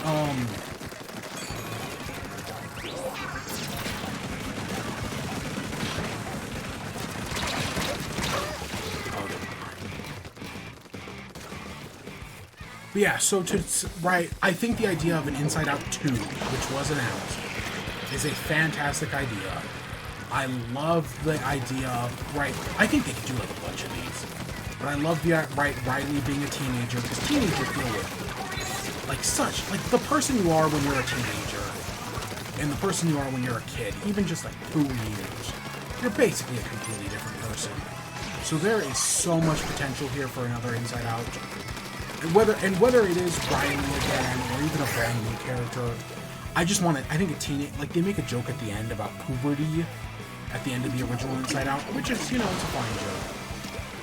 But I know, like, the idea has so much potential, and I want to see where it goes, right? I feel like there's so much there.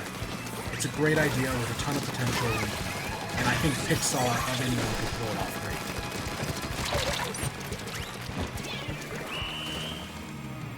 So yeah, I'm super excited for Inside Out 2. But yeah, the rest of the Pixar show, I didn't actually watch it, or I didn't even. I was just seeing stuff on Twitter as it happened. I wasn't too like, oh yeah. Unlike the Marvel show today, where I was like, oh yeah, come on, let's refresh Twitter over and over again. What are they talking about? Oh, I'm so interested. Right? Like, oh, we got a new trailer? Oh yeah. And we're not even going to talk about everything that happened in the Marvel show. I'm just going to talk about the 2 things I want to talk about. 2 or 3. Yeah. So yeah, there was the Pixar and Marvel thing. Or there was the Pixar thing. Next up, we got some trailers for some Disney movies. We got a trailer for Disenchanted. So the original Enchanted movie, I liked, but I haven't seen in many years. Yeah, I saw it. Did I see it with my grandfather? That sounds right in my head. But I saw it many years ago, and I liked it, but I haven't thought about it in a long time. But I know people loved it, and they always wanted more, and so finally, like a decade plus later, we're getting more. And people are super excited, and even seeing this trailer, the thing I love that has so much potential here is that the main character, Amy Adams' character, whose name I don't remember because again, I haven't seen the original movie in a long time. She becomes a stepmom at the end of the movie, right? So the idea in this one is that, oh, she's a stepmom. So now she's like gonna wish for her like perfect fairy tale life, but because she's a stepmom, that makes her an evil stepmom now. And so it's called Disenchanted. And like part of the movie is like, oh, she's gonna, right, because of like the wish she makes to try to make her normal, average life more like a fairy tale, it's gonna result in, right, her becoming evil and having her like villain arc. That's a great idea. That's a fantastic idea. The squirrels are talking. Maya Rudolph is the evil queen, whatever. But no, I love that idea, right? And it's not like she's trying to like be the villain, right? It's not like she's intentionally like evil. That was weird. But no, right, I think there's potential there. So I'm actually super interested in whatever this has to come. Whatever comes of this, I'm interested. Disenchanted, I need to watch the original.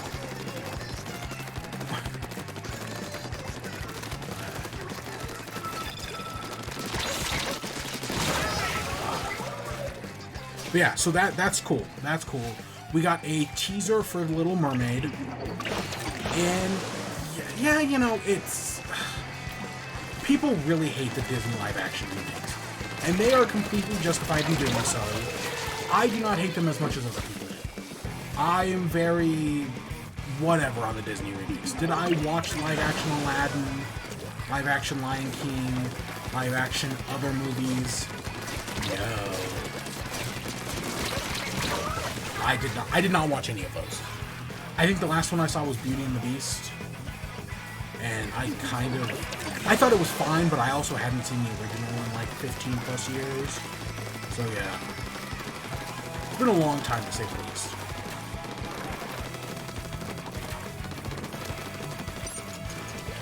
But live action Little Mermaid, you know, Haley Berry.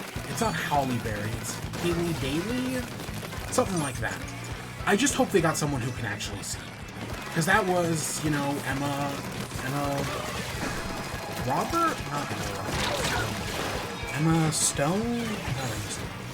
Whoever they got to be Belle. It's Emma something. Emma Watson? That sounds right. Could not sing.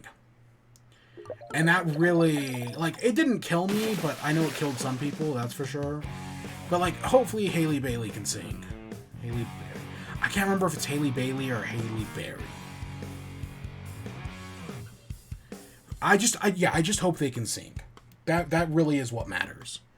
And, they seem fine. Honestly, I would have to judge it more by the movie. But yeah, so that was all the stuff that was basically announced yesterday. Today, the big show was all about, it was a Star Wars, Marvel, and 20th Century Fox. And literally the only thing from 20th Century Fox was Avatar. I know they did a Simpsons thing where they joked about a Simpsons cinematic universe, which it would have been funny if they had actually made like a Simpsons cinematic, right? Like if they had the joke of like, oh yeah, we're doing a Simpsons movie too, right? We're in phase 1, Simpsons movie 2. Then we're Ned Flanders is getting his own movie. Then we're doing an Apu movie. Then we're doing a Barney movie, right? But instead, they just made fun of the MCU again. And that's way less interesting. Like, if they had actually, like, committed to the joke more fully, I would have been like, oh yeah, that's really funny.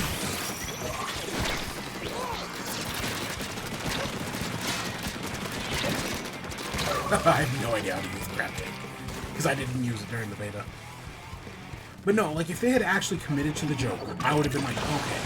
But no, they just made fun of the MCU. Like, oh, this is Iron Mode. Right? Shit like that. Like, if they had actually made, like, a joke about, like, actually making, like, more Simpsons movies, I don't know. The Simpsons needed to end a long time ago. I don't know, there's someone who's making, like, a webcomic about all the characters as teenagers. And then there's a different person who's making a webcomic about Lisa having a girlfriend. That is very cute and wholesome. And honestly, if either of those, like, really, they should do that. They should just do, kind of like how South Park did that in those few episodes, where all the characters were adults. The Simpsons should do something like that, but an entire season where all the characters are teenagers. Because they've done, like, future episodes of The Simpsons where it's like, oh, the entire episode takes place in the future, and, you know, the first one was good. Then they did it like a dozen more times.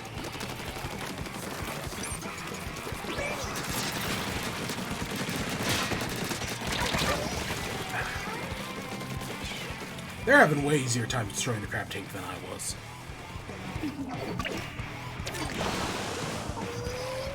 But yeah. Okay, Simpsons aside, again, I love The Simpsons. It really sucks that they just keep going. It really needs to freaking end. Like, I don't care that Family Guy's still going, because I don't like Family Guy. I like The Simpsons, but at least I like what The Simpsons used to be. At this point, though, there is more bad Simpsons than there is good Simpsons, by, like, double the amount. So whatever. But yeah, so and the Avatar, the rest of, like, the Avatar stuff that they ended off the Disney Showcase with, we didn't get a new trailer. They announced that Avatar 4 is filming. I really do not care. Honestly, I could give less of a shit about Avatar. I mean, I'll see it in the theaters, but I could give less of a shit about Avatar 4. Just being honest. So we're not even meant to talk about it. For the Marvel stuff, we got some more information on, like, Ant-Man, right? Oh, hey, Ant-Man and the Wasp Quantumania is coming out still. We got some more information what else was coming out? They talked about, the Marvels, and I guess they showed a trailer of that. I guess every time they use their powers, they're, like, switching places. And they brought back the cat Goose from Captain Marvel. But supposedly it has a much lighter tone now, which, that's cool to see. Yeah, there was new Ant-Man stuff, and I guess they described it as, like, a quantum heist. Like a heist in the quantum realm. They talked about Echo, that I guess Echo has finished filming this week, or recently-ish. They talked about,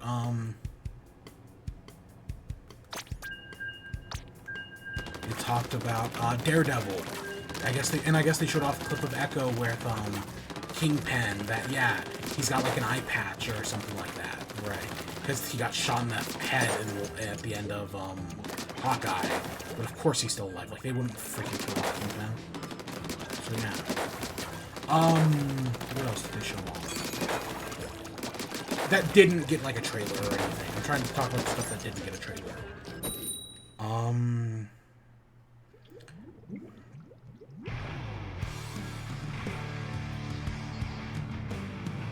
I would look through Twitter, but I'm trying to focus on videos game, kind of.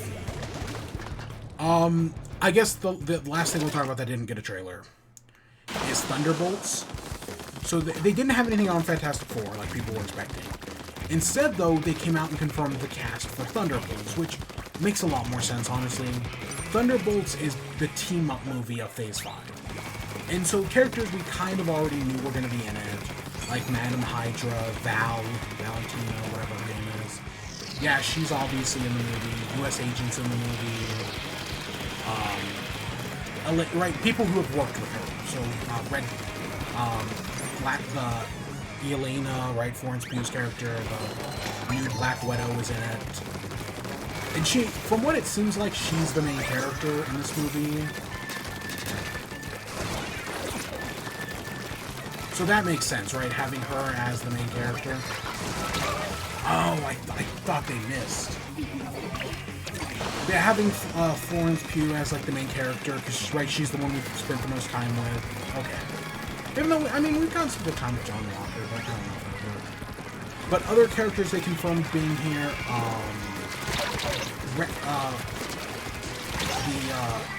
not Red Agent, basically, right, in the Black Widow, Natasha and Elena's fake father, the Russian Captain America. He's confirmed to be in the Thunderbolts movie, which that one honestly surprised me.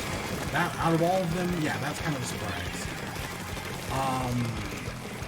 Ghost, it had been predicted that people thought that, oh yeah, it makes sense to have Ghost in this movie. And yeah, sure enough, Ghost is in this movie.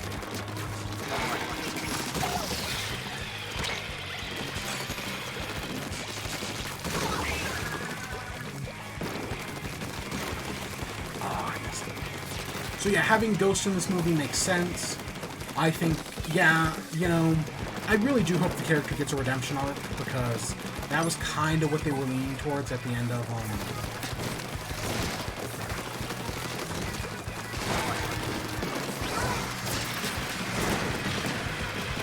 Ant-Man and the Wasp, they were kind of leaning towards that character getting a redemption arc. So giving that character a redemption arc makes a lot of sense. But we'll see what they actually decide to do with her. And then, Taskmaster from Black Widow. I know people did not like Black Widow Taskmaster. You know what? It would not at all surprise me if the movie goes in and it's like, oh, you're back? And then, like, halfway through the movie, you find out Taskmaster is the actual, like, comic accurate character. That, no, even though we think it's the same Taskmaster, no, it's actually like, comic accurate. Right, that there are more than one Taskmaster. That would not, kind of like how there's more than one Winter Soldier. Which, that's the last character. The last character in the Thunderbolts movie is the Winter Soldier. Who is probably, you know, if Elena is the main character, I wouldn't be surprised if he's secondary protagonist. The character that is, in my opinion, surprisingly missing is Zemo. I would expect, because, you know, in the comics, Zemo creates the Thunderbolt. Well, technically Thunderbolt Ross does, but, you know, the Thunderbolts are pretty important to the Thunderbolts. So, yeah, and so, yeah, I would say I would think Zemo would be pretty important.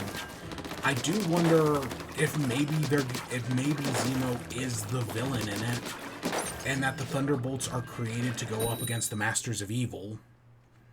It's possible. But yeah, no, I am actually excited for the Thunderbolts. I feel like that has a lot of potential. Cast, I mean, for a team that is like basically villains pretending to be heroes, there's a few more heroes than I would expect on it. I know, I see, I don't know anything about Red Menace or whatever the character's name was. But I'm pretty right. Elena is basically set up as a hero. Ghost has that potential for redemption, so that might happen in this movie. I don't know. We'll see. Again, 5 years blip kind of changes things. U.S. Agent, again, U.S. Agent I think would be fine on this team regardless, because kind of like how you had Rick Flag in Suicide Squad, you kind of need that, like, a person like that, and I think U.S. Agent does the job.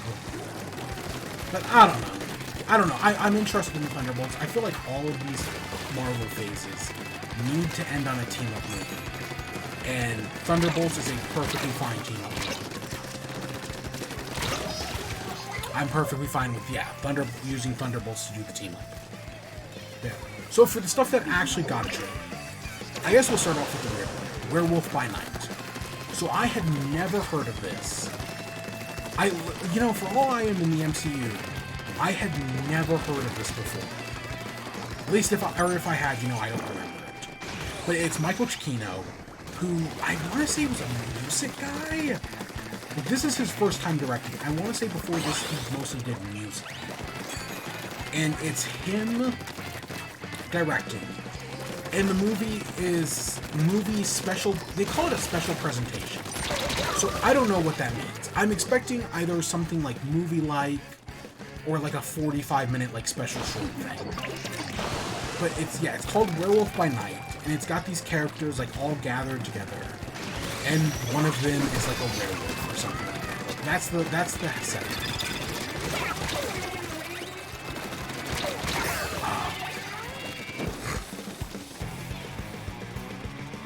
So like I will say that's an interesting setup. And now in the trailer there are two interesting things. One, Man-Thing. Man-Thing is, like, he's not the MCU's equivalent of, like, Swamp Thing, because he's from Weird World. At least I'm pretty sure he's from Weird World, if I remember that one issue he showed up in the Champions. But, right, he's kind of like this weird, like, swamp creature thing that probably has some very storied history. But he's in this.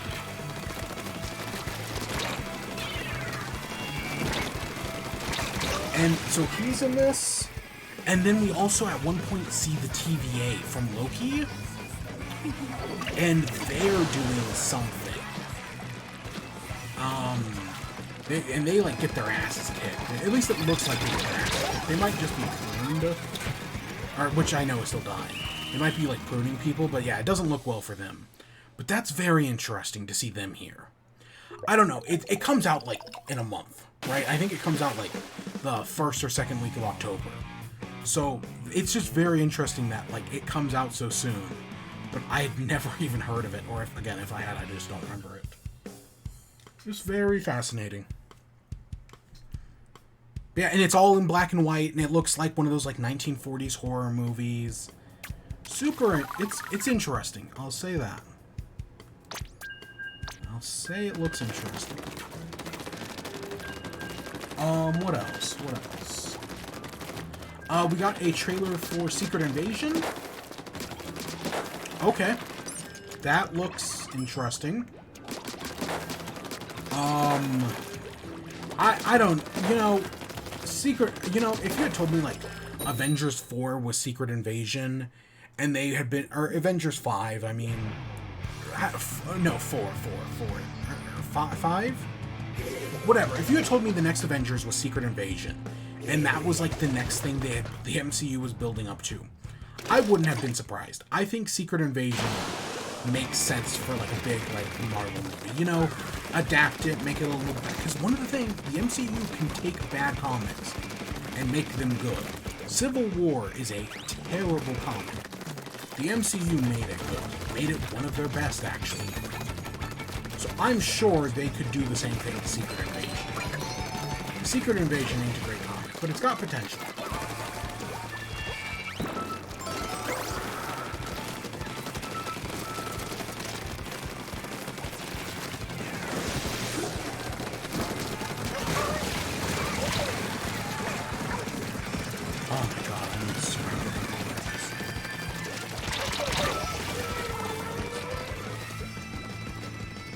But yeah, so Secret Invasion, we get it, and it's Nick Fury, Colby Smulders is doing the narration,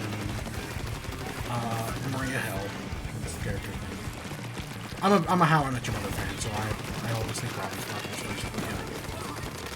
her, and we see that Martin Sheen is in it, Martin Sheen, right, that's, Lord of the Rings, Sherlock, right, that's the right, I'm thinking of the right actor, right? Well, he's in this, and as well, and yes, it's the Skrull invasion of Earth, and yeah, well, I mean, as Rhodey's also in it, because I guess this is going to lead straight into Armor Wars, which is also going to be filming next year, so, because we haven't really heard anything about Armor Wars in a while now, but yeah, I guess they are going to be filming Armor Wars soon. So yeah. It's still happening. But yeah, it's, I don't know, I feel like people are more excited about this trailer than I am. But I just don't think, I don't know. The Secret Invasion as like a movie, I'm like, oh, that sounds interesting. As a TV show, it doesn't really work for me. But we'll see. Other stuff that I just remembered that didn't get a trailer or anything. They announced that, oh god, I'm forgetting the actor's name. You know, Short Round in Indiana Jones. Data in Goonies. He was the dad in Everything Everywhere All at Once. You know, that's what, you know, his first role in a while. He's going to be in Loki Season 2. Fantastic. Loved Loki. I liked it well enough, I mean... But I loved, what I meant to say is, I liked Loki, but I loved Everything Everywhere All at Once. I'm excited to see him in more stuff, you know, now that he's come back. They did also announce Indiana Jones 5, which, hey, you know, at least Harrison Ford seems excited for it. Because Harrison Ford was not excited for Star Wars. At least this one he seems actually interested in, which, yeah. But there's a picture of Harrison Ford with him, and it's like, oh, okay. Oh my god, another 5%. You know, that's actually that's neat. I like that. Ooh, look at those pink eyes. I don't remember seeing that color. Ooh, that's cool. But yeah, so that's happening. Ironheart, of course, is still happening. I don't know if we got a trailer or anything. Wakanda Forever, we later this year, but I don't think we got a new trailer for it. Or at least they didn't release anything to the public.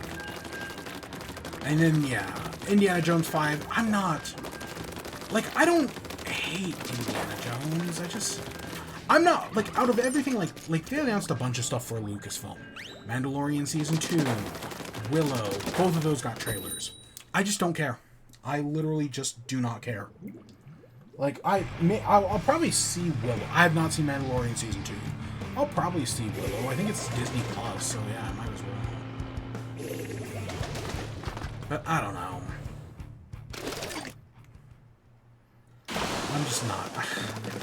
It's just I'm it's crazy how like a lot of people are like Star Wars is ruined, right? Oh, they killed Star Wars, right? Last Jedi killed Star Wars, but I legitimately do feel like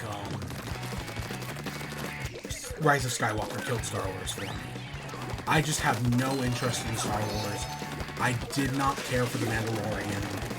It was okay, I guess, but I just have no real interest in it.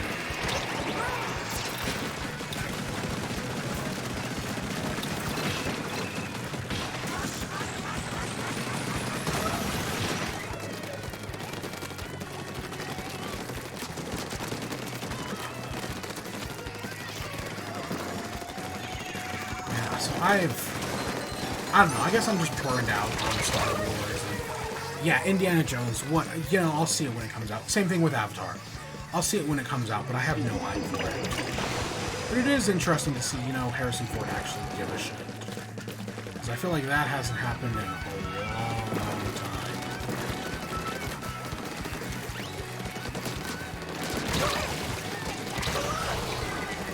But yeah, what else? I mean, other than like, the other like miscellaneous things, yeah. I think D23 still continues. I don't know like, know what else they're gonna announce, honestly. But like the big show was today, right? The big Marvel, Star Wars, 20th Century Fox shows. So yeah. Honestly, I was considering doing Splatoon earlier today, and then it was like, oh yeah, there's D23. Oh gosh, yeah. And then the Ubisoft showcase started, like the show was only supposed to go on for like, I want to say like 2 hours, but it ended up going like another hour anyways, because of all like, the Marvel stuff lasted way longer than we thought it was going to. Or maybe, again, people, that was just like a prediction, that, oh, it was only going to last this long, but no, it went on for pretty long.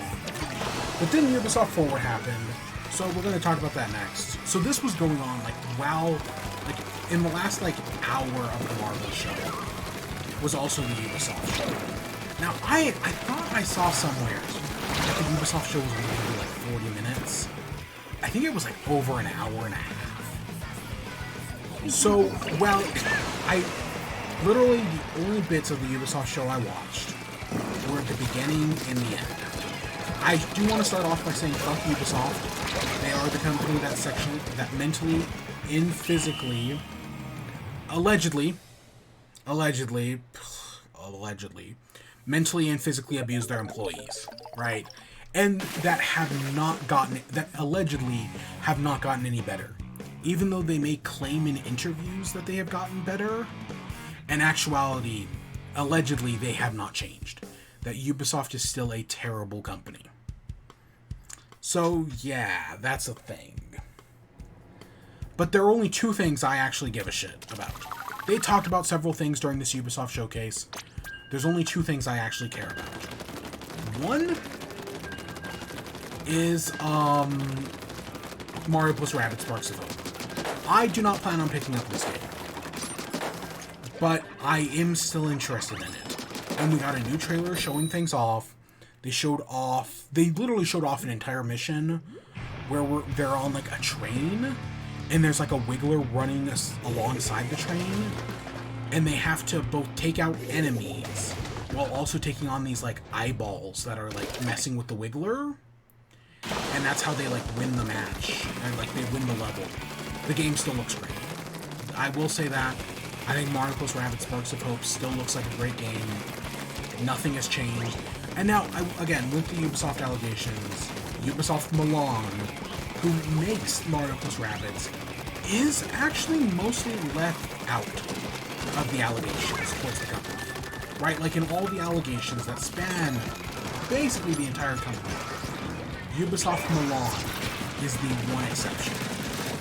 They are not really talked about during the... I mean... I don't remember all the allegations, but so like, even if they are talked about, I kind of don't, I just remember them not being talked about basically at all.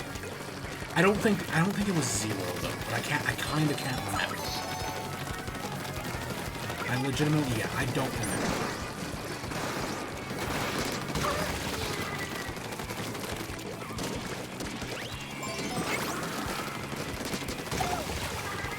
But yeah, so we got Ubisoft, but yeah, we got Sparks of Hope. It still looks really good. I do not plan on picking it up, Because even though, yeah, Ubisoft Milan is left out of a lot of the allegations, that doesn't change the fact that supporting them supports Yves Guillemot and the Guillemot family, who run Ubisoft. So yeah, I have no intention of picking it up.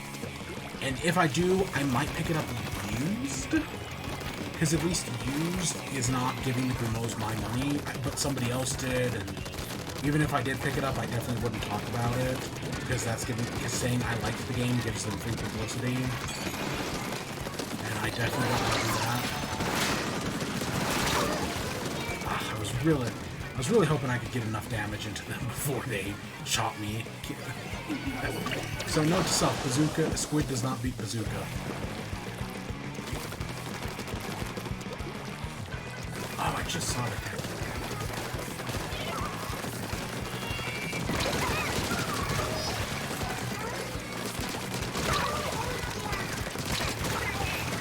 Oh, I just got tripped.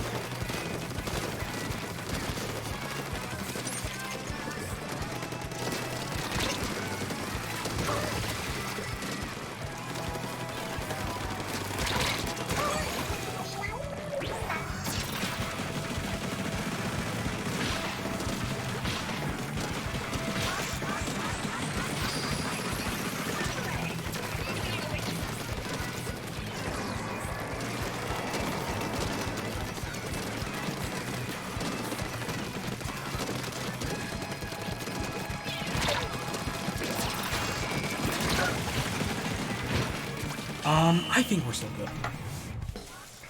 But yeah, so the other thing, yeah, they got a lot, but I think we're still good. Yeah. Is the new Assassin's Creed. So we knew the new Assassin's Creed was Mirage.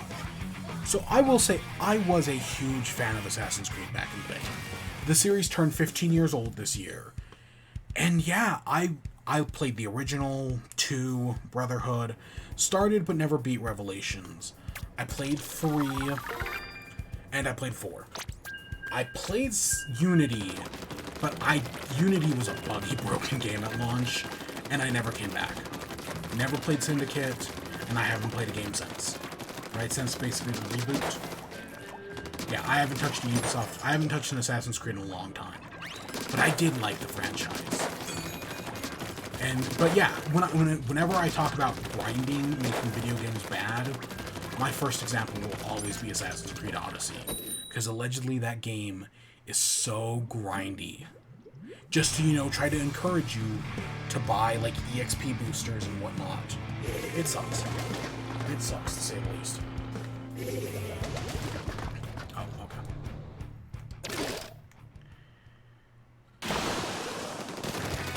But yeah, so I'm not an Assassin's Creed fan anymore. Or at least I don't play the games anymore. But I was a fan.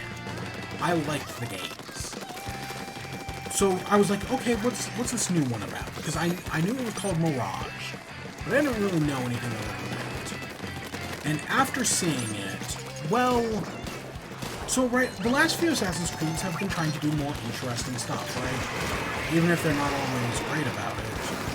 Assassin's Creed, right, they went to Egypt, and, I tried to dodge out the way. They went to Egypt, they went to, oh god, where else did they go? Oh, Greece, they did Vikings, right, Norway, Sweden, United Kingdom. North America, I guess. I don't think it goes to North America. I don't know, right? They've been doing other things with the Assassin's Creed games. But this one seems to be it's called Mirage, and it seems to be going back to basics.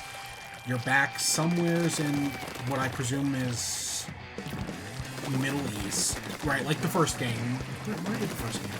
The first game didn't take place in Jerusalem. It took place in... Oh god, I don't remember anymore. But, like, honestly, I think this game takes place... Because the original Assassin's Creed took place in, like... I want to say the year of, like, 12,000. Maybe not even 12,000. Maybe it was, like, the 12th century. So, right, the 1100s. This game, I guess, is a prequel to that. But I am not at all, honestly, even though this looks to be the most traditional Assassin's Creed game since, like, Syndicate, I just don't care. Part of it is, you know, the Ubisoft thing. But even if I was, like, a big Ubisoft guy, I don't know, this just wasn't doing it for me. If I'm being completely honest, yeah, it just wasn't doing it. I just wasn't interested in it. You know, Assassin's Creed, we're going back to, right? You have the traditional assassin garments, which I don't think have been in a game since Syndicate. But they're back in this one, and in some ways it's like, oh, okay. Part of me is like, if they were remaking the first Assassin's Creed, like, maybe spiritually they are, but I just kind of don't care.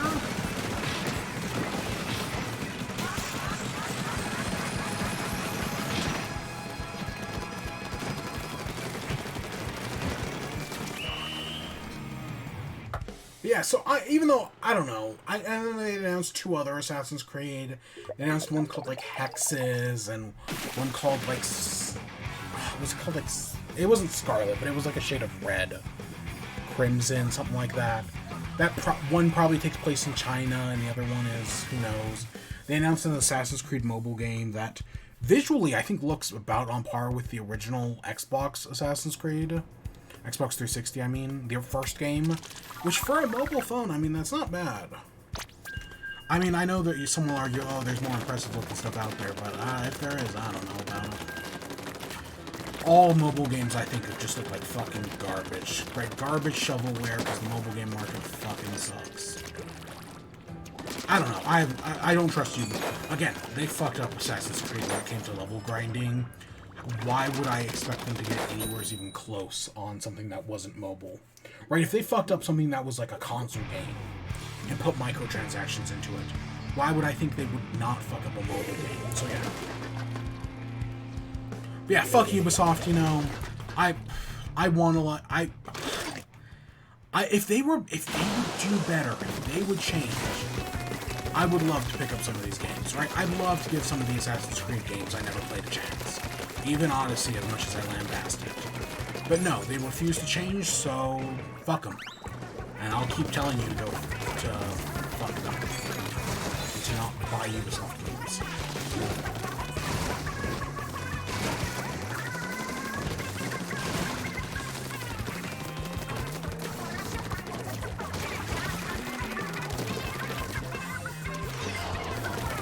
So I guess that takes us into WIBE.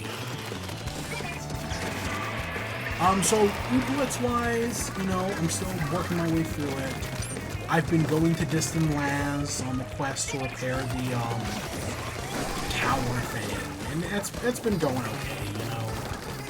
Just trying my best to repair the tower.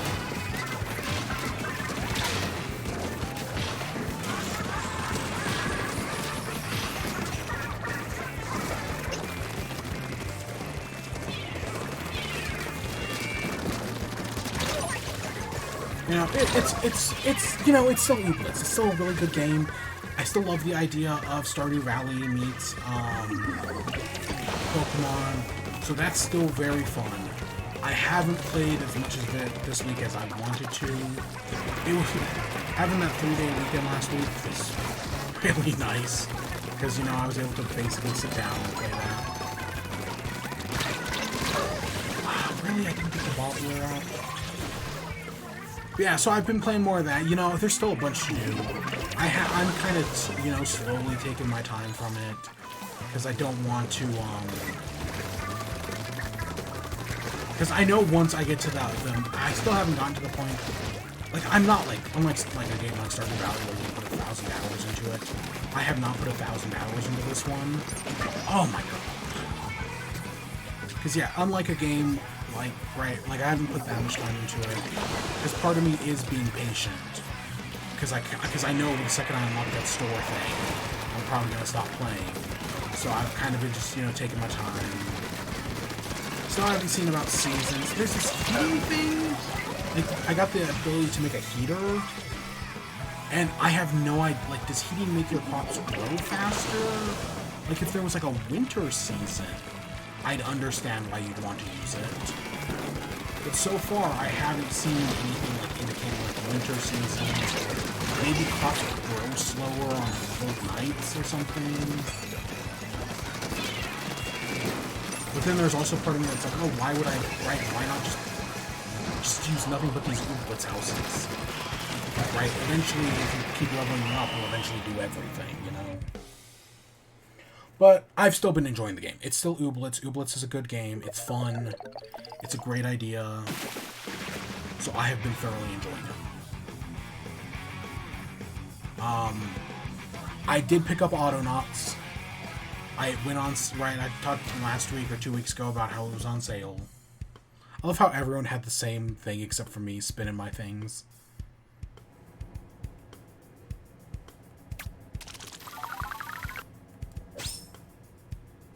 Oh, we got a Sheldon pass. Okay, cool. Yeah, so I picked up Autonauts. I realized what I really want, right? I've been talking about how I want a factory building game. What I really want is Tekkit. Right, the Minecraft Tekkit mod. Where, you know, you set up these factories with pipes to bring your Minecraft resources to make bigger and cooler structures. Is it a 4-shot kill? Ew. That's what I want. I want Tekkit. And you know what? I should have just downloaded Tekkit. Or, I think Tekkit 2 exists. Maybe I should have just downloaded Tekkit 2. I don't know. I could have at least looked into it, you know. So yeah, that's it. Because after playing Autonauts, it's all about, like, there's no, like, at least if there are conveyor belts, I haven't unlocked them yet. Instead, it's all about using robots to do things. So you set up robots, and it's kind of like it's computer code. The game works a lot like a computer would, where, you know, you're using logic gates. If, then, at, right? If X, then Y. Right? Repeat at a loop. So, like, you have a robot that repeats at a loop chopping trees. Of course, I wish there was just a tree chopping robot instead of having to supply it with an axe. Like, a game like, Soup Planting Game. Nom Nom Galaxy. Just gives you a harvester robot. Right, that just does harvesting. I wish I could just make an axe robot that just chops trees. But instead, I can program a generic robot to chop trees, but then I have to keep giving it axes. And right now, I have no consistent way to get stone. I can basically get infinite trees, but I can't get infinite stone, and that's kind of annoying. So, yeah, it's kind of, like, on one hand, it's like, oh yeah, this is right factory building thing. You're starting off small, and you're eventually building a factory. But on the other hand, it's not what I wanted at all, because it's a lot more computer, right? It's computer code based. You're using logic gates and whatnot. I don't know. Like, I don't hate it, but it's also, it doesn't scratch the itch in the way I told it would.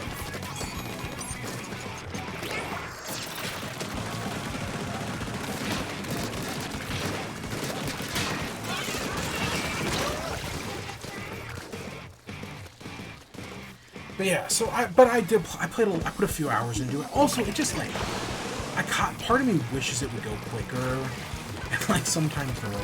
And, like, I wish I wanted it so that I could program a robot to go to the storage chest, pick up a log, turn it into planks, pick up the planks, and put them in a different storage chest. No.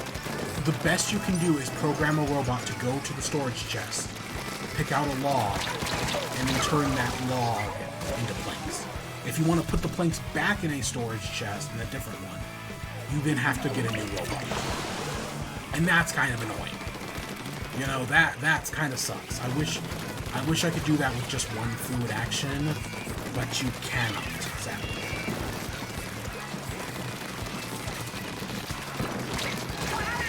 I mean, I'm sure I'm just using beginner robots.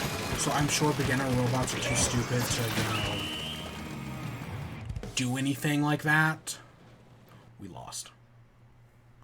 Maybe? Actually, we have a good chunk of Yeah, no, we had a good chunk of our base covered, so it makes sense. Yeah, no, the beginner robots are just too stupid. You can only do, like, so few things with them.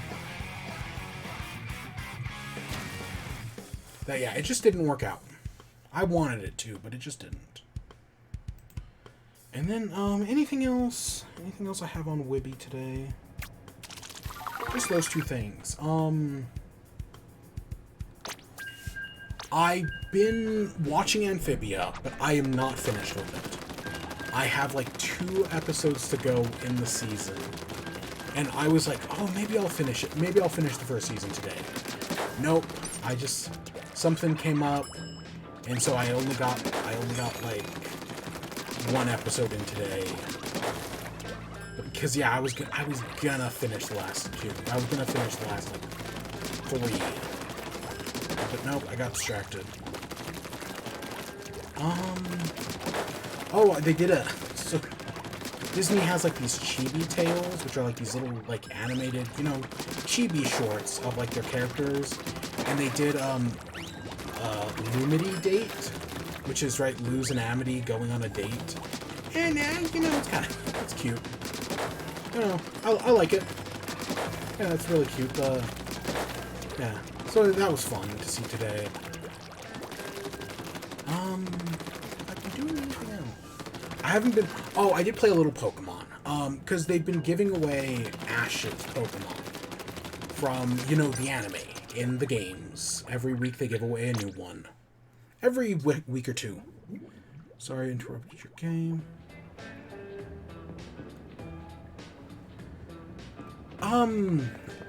I'm sorry, Greylands, but I just don't have the money.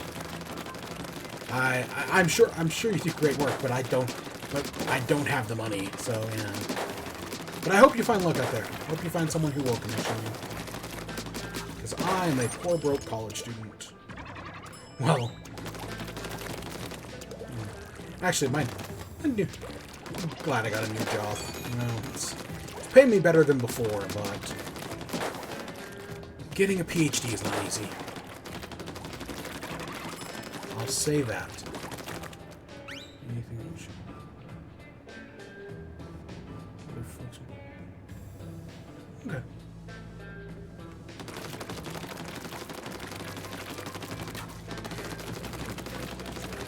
Or cheap. But hey, thanks Joe Biden for paying off $20,000 in my student loan debt. That actually helps tremendously. And actually, you know, for all the shit I give Joe Biden, it's, you know, he should have just done the whole thing. Because, like, no matter what, the Republicans were going to give him shit. But I'm really, you know, something is better than nothing. And yeah, that is going to help. That's going to help a lot, actually. Hey, robot that I still don't understand. I still don't know why you exist.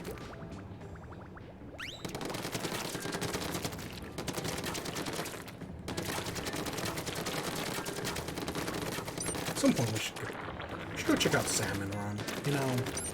Oh, I forgot to go back. I forgot to start a new map. I was like, why hasn't anything started yet?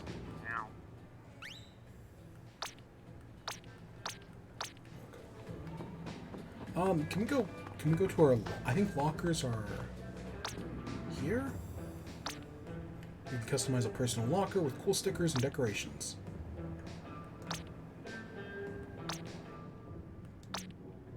Harmony from Hotlantis came by earlier. Alright. Edit your locker content will be sent to the servers and may be viewed publicly by friends and users. Inappropriate content may be banned. Okay, so we have our weapon.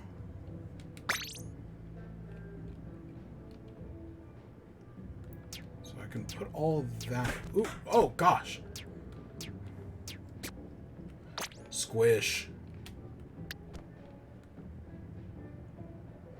Got our weapons.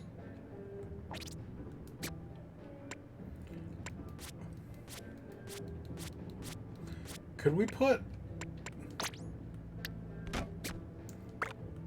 Oh, we can't. I was gonna say, that would be so funny if I could put multiple Sploosho-matics in there.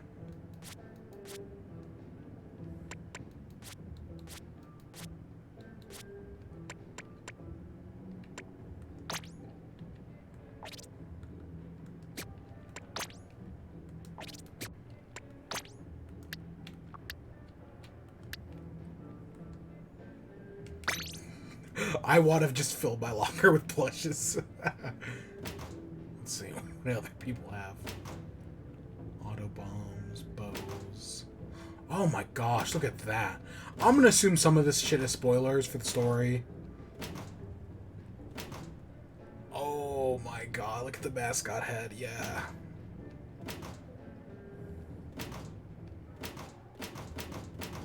Oh wait, that one was good. That's pretty good. Yeah, I'm gonna have to assume there are some spoilers to the story in these. It's a neat idea.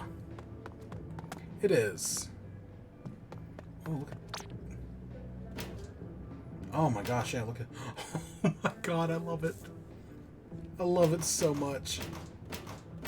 Oh, I want that cherry mug. Oh, I'm gonna have... Oh my god, if I can get more of these squid plushies, I'm gonna have so much fun. I'm gonna have so much fun with that. What the heck is this? A shell out. Oh my god, it's called a shell out machine.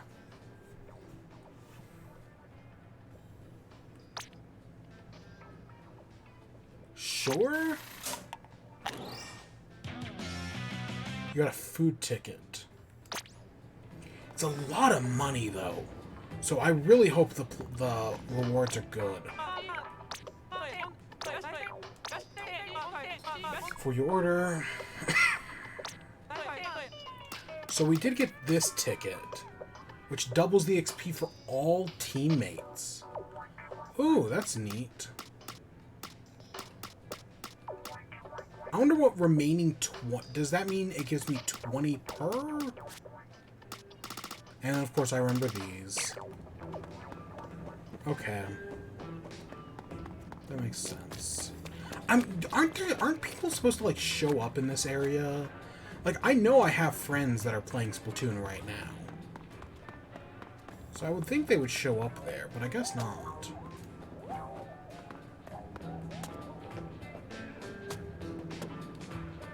Huh. Because I thought you were supposed to see people, like, hanging out, like, around the lockers and whatnot. I don't know, I'll do something fun with my locker eventually.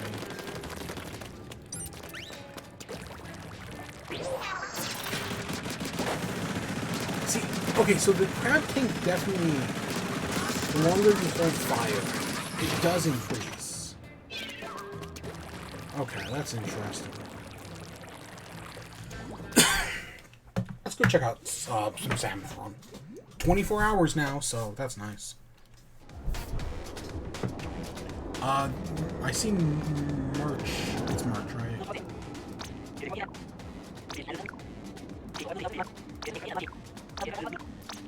So we can do stuff with merch. Most importantly, scrub slots. That's honestly the one that matters right now. Order status, boost start. I have no idea what that means at the moment. We don't have any ability chunks, but we can scrub slots. Oh, the mode's just... Oh my god, it's midnight. We're still gonna jump into Salmon Run. Presuming I can. God, I love that it skips the cutscenes. That's... Oh my god. It's the smallest quality of life thing. But gosh, does it mean the world. What's up?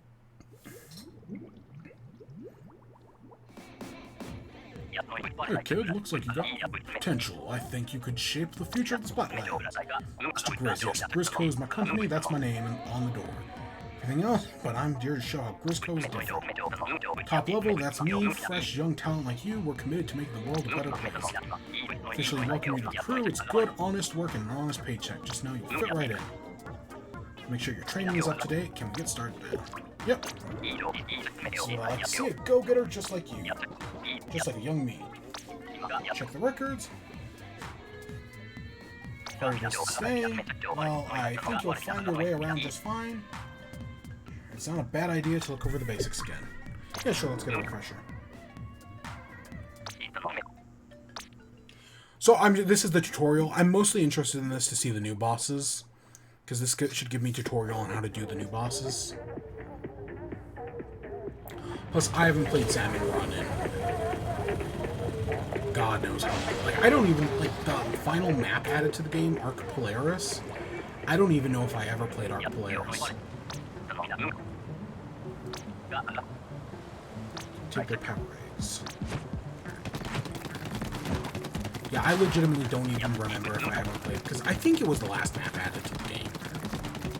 Because there were only like 4 or 5 salmon run maps. And yeah, I don't ever remember playing Arc Polaris.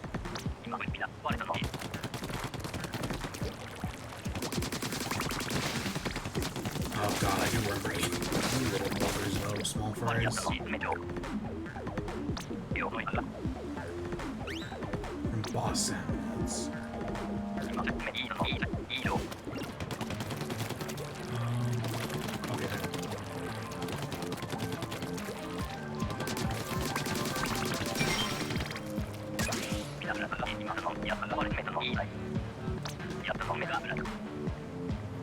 Egg quotas.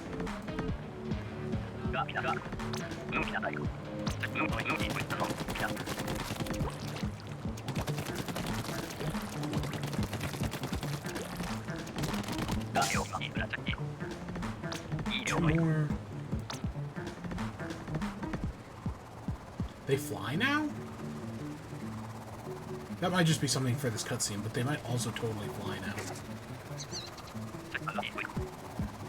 Still in the golden egg. Yeah. Looks like they fly now.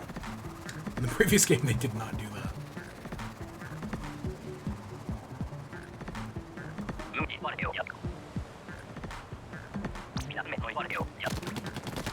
Alright, let's go find some.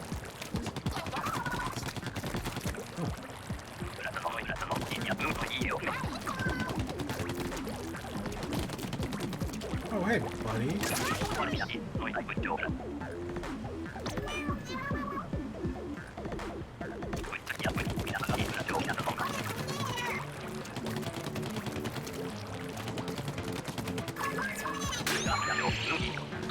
So yeah, this all works exactly like how I thought it was.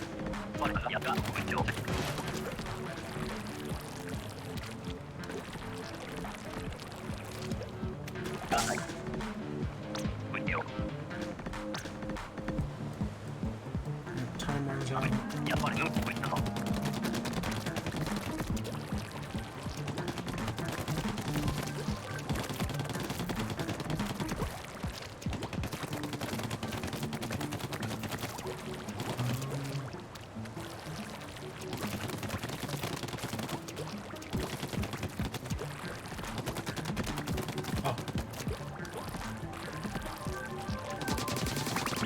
A second ago, just like this.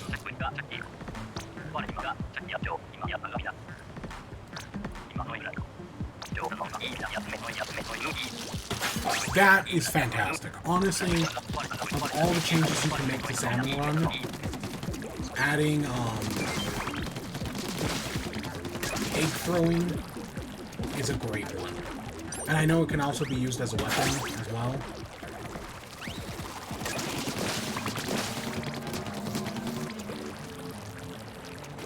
I don't know, how much ink does it? Does it use half a tank?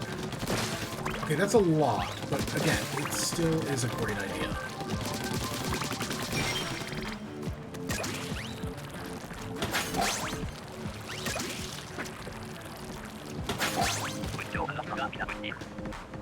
There's 2 of your special abilities. Oh, we got Ink Chat. I didn't think Ink Chat was back in this game. Maybe it's Samuel only. Yeah, I didn't think Inkjet was back.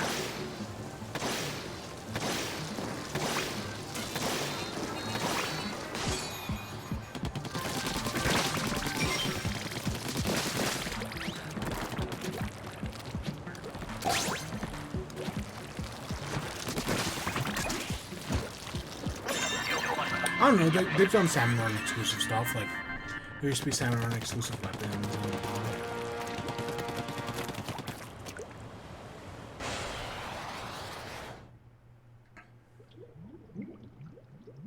whatever. Great, but first, there's another round of training. Yeah, the boss salmons. Alright.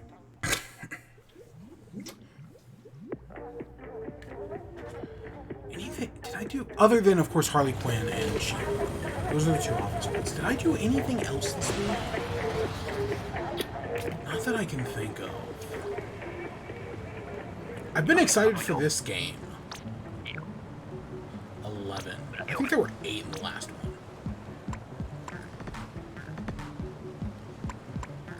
Okay, so how have these guys changed?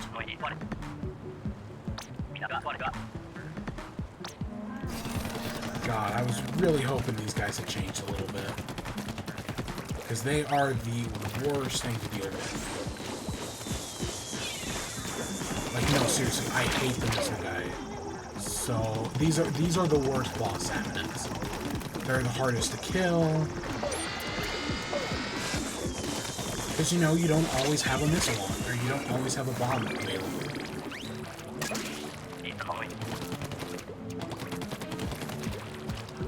That's why they suck.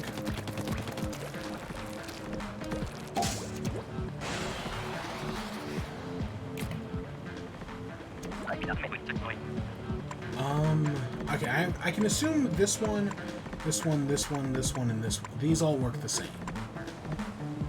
These are the new ones, though. Fish stick. Pillar on the ground, then fly in circles around the top, spraying all over.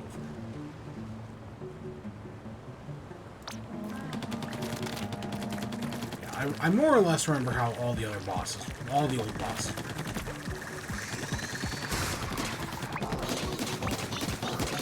So we can just take it out if we want higher ground. But, interestingly enough, the eggs spawn at the top. Yeah, okay, you can dash up. Okay, that might make things easier.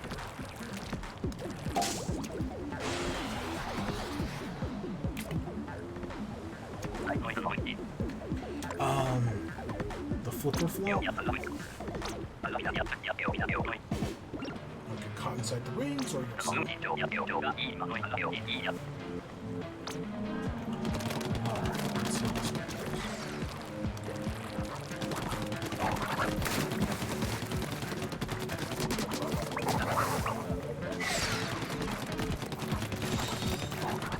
oh, so it kind of looks like and it does stick its head out afterwards. I did see that. But it's like a little, splat zones. Okay. Big shot. Cannoneer sets up a big launcher on the shore to fire cannonballs. Shockwave on the cannonballs.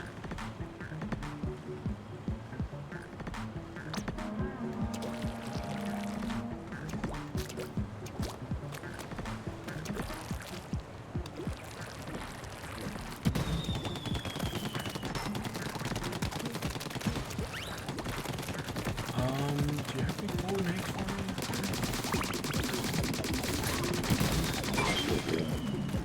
Okay, so we get the...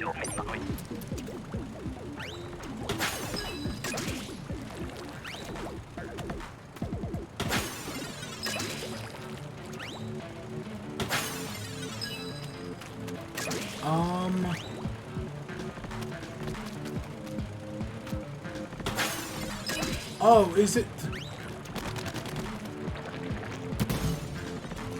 Oh, so we can just... I was like, I thought it said I could load eggs into the basket. You can. Okay, that is actually kind of... Because I thought you would have to destroy the cannon. And finally, the slamming lid. They're all great names. They're all fantastic names. Like... I think Fish Stick is a great one, but...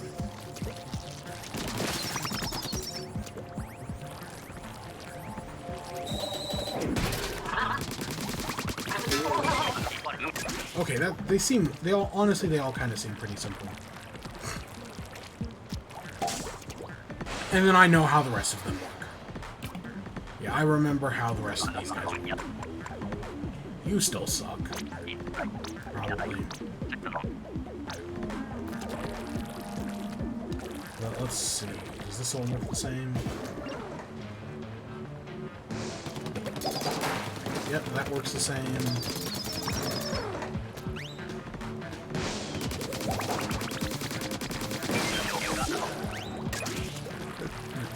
Rain. Yeah, so did they remove any? And I'm sure there's still, like, if I remember the tutorial from Splatoon 2, things like the mouth, the griller, I think they were called grillers, weren't even mentioned during this tutorial. Neither are the goldies. 1, 2, 3, 4, 5, 6. Were there only 7? I feel like there's one missing here, but I couldn't tell you what. I recognize all of these guys, right? All these 7, but I feel like there's one missing, other than, you know, the griller and the goldie. But I can't think of how, like, any of the other ones to defeat that are weird. And the 4 new ones are neat.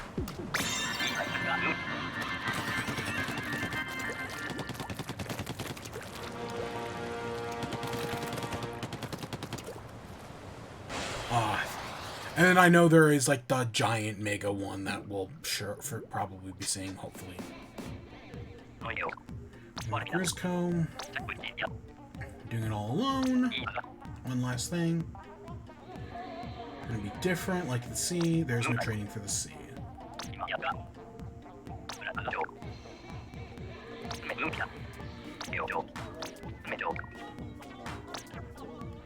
Alright, let's...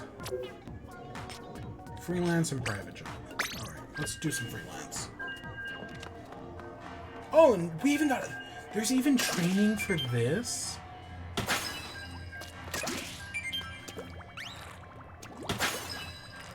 Interestingly enough, they don't damage.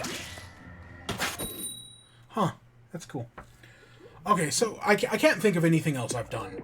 Anything else I've watched this week, or anything else I've played. I did do some... I think I was talking about Pokemon. Was I? Yeah, so they're giving away Ash's Pokemon. And I booted up the game. And they're also doing a, blast. Oh, low tide. They're also doing a, Snom event. I was able to get 2 Snoms. And I was able to get 2 shiny Snoms. So that's pretty awesome. You know, Snom's an okay Pokemon. You know, I like him. So it was cool to get a shiny Snom. God, this seems so easy compared to what I'm used to with Splatoon 2. Like, holy crap, guys. You don't even realize. Even at low tide. This is kind of a joke.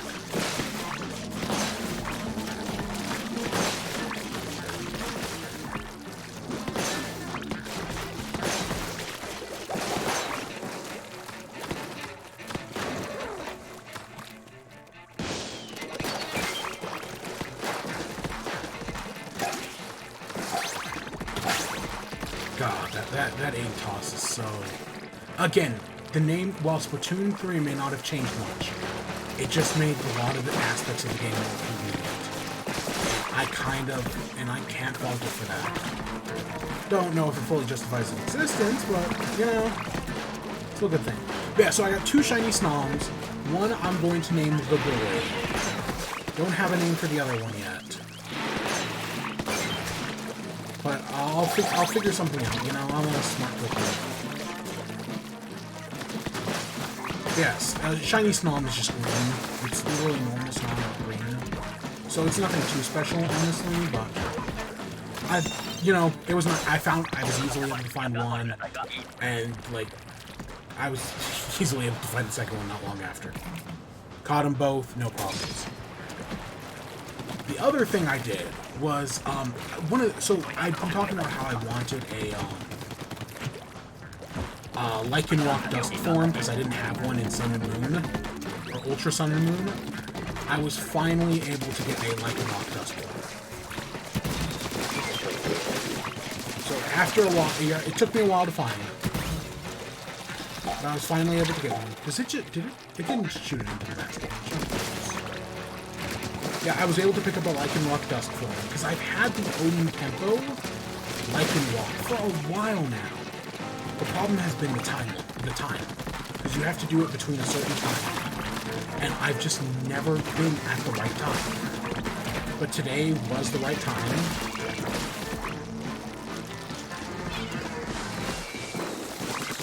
So yeah, I was finally able to do that. And the other thing I wanted was Alcrene. I have had a bunch of Alcrenes, but I didn't have every type of Alcrene.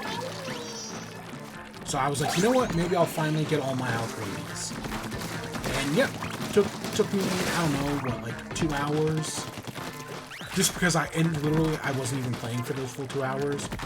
I was literally just waiting for like probably, I did the own tempo and the other thing, and then it was just like, oh, well, I guess I gotta wait for the next one.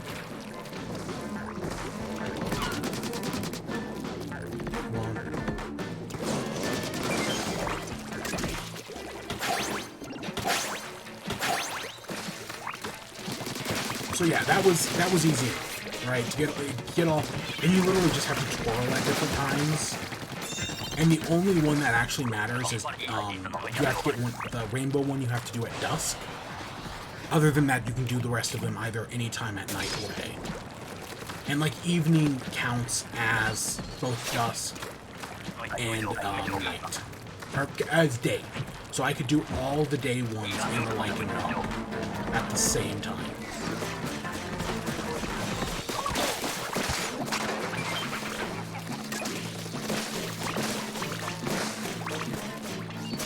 So yeah, that was nice. But yeah, I finally have all the Alcrenes. I'm kind of ready for the new Pokemon game. There is one more shiny hunt I want to do.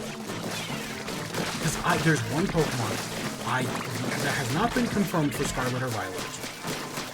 But I really want it to. I really hope it is. And I want it shiny before Scarlet and Violet comes out. Because it's one of my favorites. Nothing has been confirmed yet, so...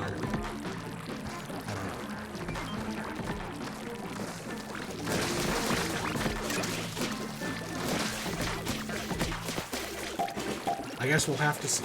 I guess I'll wait and see. Yeah, I'm so used to being overrun by like 50 boss challenges. Yeah. And then even though Splatoon 2 came out, or Splatoon 3 came out yesterday, I've been waiting to play it on stream. We're gonna do the story mode on stream. I think I've already confirmed that. If not, let me confirm it now.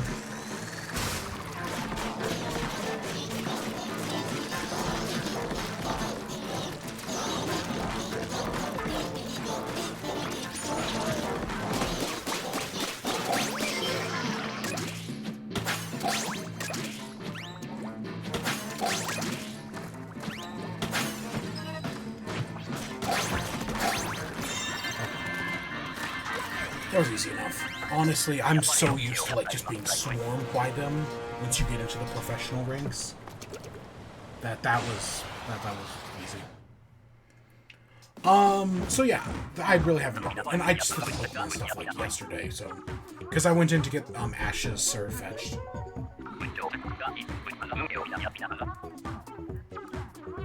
What? I didn't play the streamer, did I?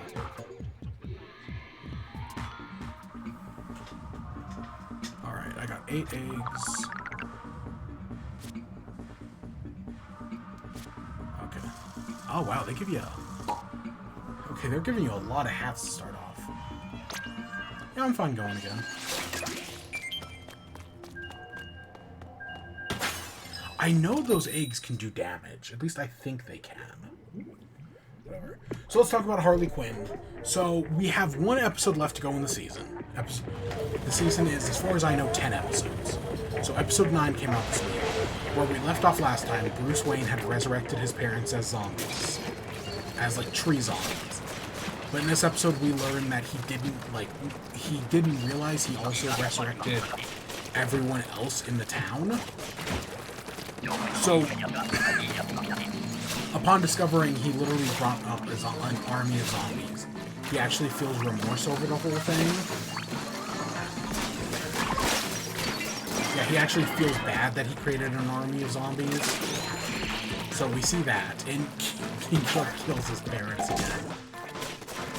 But, meanwhile, Harley, Nightwing, and Barbara, Batgirl team up to take out all the zombies, while Ivy accesses the green, which is like a plant, like psychic force. And while in the green, Swamp Thing tells her she can use her powers for good or evil. And yeah, she uses her powers for, well, evil. And she's like, oh, well, this may not have been my original idea. But, you know, it still works as, like, plans go. This isn't bad. So she uses her zombie army to try to, you know, turn everything in Gotham into plants. But then Harley, who's like, no, this isn't right? You can't just let all these innocent people die and suffer. She, basically does, like, a sacrifice play, kind of, where she gets spit on by all the stuff, with the hopes that, oh, well, maybe Ivy can fix it, right?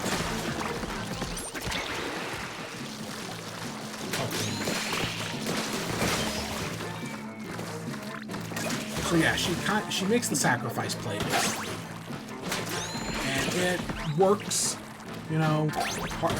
Ivy's able to change it back, but it undoes all the other zombies. So now everything's back to normal, more or less. And that's where the episode ends. With Ivy being like, fuck. Because, right, she had won. But she can't win without Harley. Like, honestly, there could have been a whole thing where, like, Harley and Ivy could have had, like, a big fight over this. But I'm really glad they didn't. I'm really glad they just straight up avoided any semblance of a fight. And just were, like, straight up like, nope, we're just gonna have Harley in the same, basically, within an episode, it all gets undone. And that's for the... I like that. I know the showrunners have said that, oh, they're not going to have, right, unlike most other shows that do go off, they're not going to have Harley and Ivy break up. And, yeah. I also found out there's a new Harley Quinn comic. I love the Banjo Tour comic. All 6 of those were really good. And I heard there's a new one, and I know, Vixen and her girlfriend go on a double date with Harley and Ivy, and that sounds like so much fun. I love that idea, so I'm super excited to get to that whenever I do. That's the one thing I've seen from them. So maybe we'll talk about that next week. We'll talk about it now.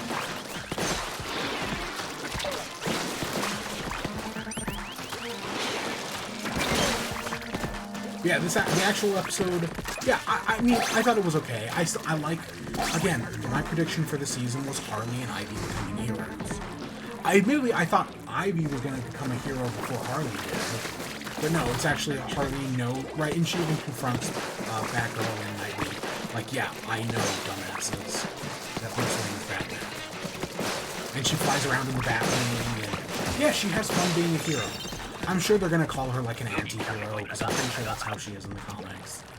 But, no, you know, I get what they're going with, and I think there's a lot of potential here. Still haven't gotten the bow yet. Oh, it's good.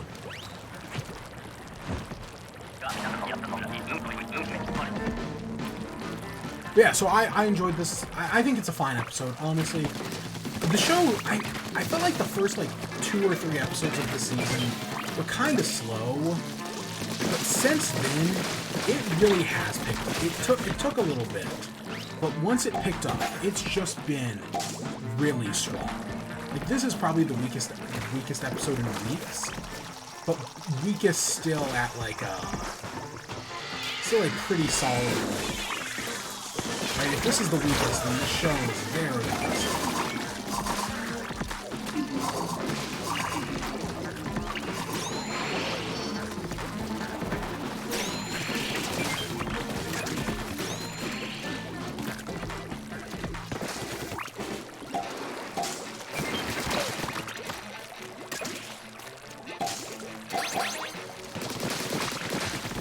So yeah, I've been really enjoying Harley Quinn. I think we talked about it last week that it has supposedly been renewed for a full season. That even though HBO Max is canceling everything, they're not canceling Harley Quinn. That's the one show, the one animated show good enough to survive. Oh wow.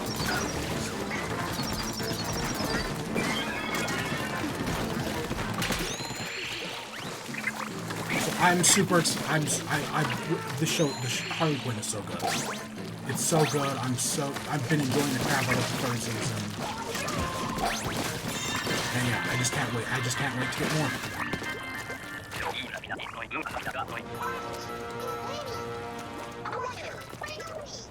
Every time I hear that music stinger at the end, I expect the giant salmon to show up, and so far it hasn't.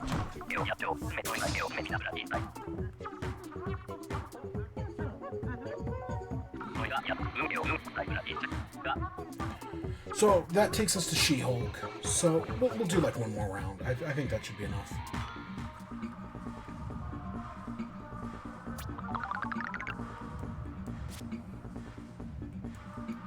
You know, slowly working our way up through the gear ranks.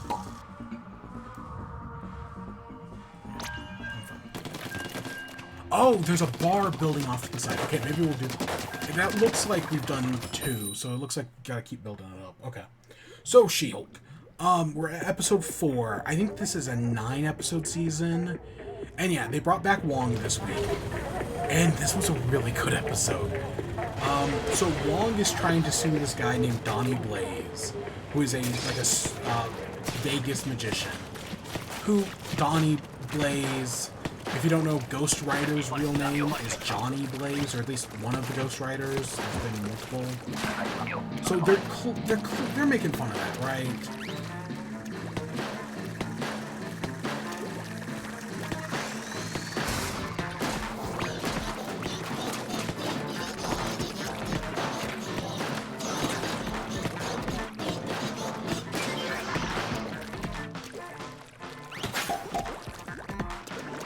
Yeah, that's clearly what they're making fun of. And yeah, so it's this guy who went to, Carmitage, got magic, was there for like a week, and then came back to LA to become a Vegas-style magician. And of course, he's terrible at it. And he keeps sending people to like alternate dimensions. And the one girl he sends is Madison, but with 2 N's and a Y, but not where you'd expect it. And so we meet Madison. And if any, she's going to be the standout character, right? Like, cause it's right, just like that description alone. Madison with 2 N's and a Y, but not where you'd expect it. It's just a really funny description. Like that alone is already very solid. And then you get and you don't just get her at the beginning when she gets like sent to like hell or whatever, makes a deal with her goat demon. You also get a description. She comes back later and shows up in a court scene. And she spoils The Sopranos for Wong. And then she's in the post-credit scene. And it's a really solid post-credit scene. I don't know. I don't think they have to give, like, give Wong a girlfriend with Madison. Even though part of this episode is She-Hulk going on Tinder, which is great. Like, of course. That's totally something She-Hulk doesn't. From what little comic I've read of She-Hulk, and I've read a few. I've read more than some proclaimed experts. All those fucking Wrecking Crew theorists, right? But the one thing I do remember from the few comics I read is that she does use her power to go on dates. So yeah, that's really good.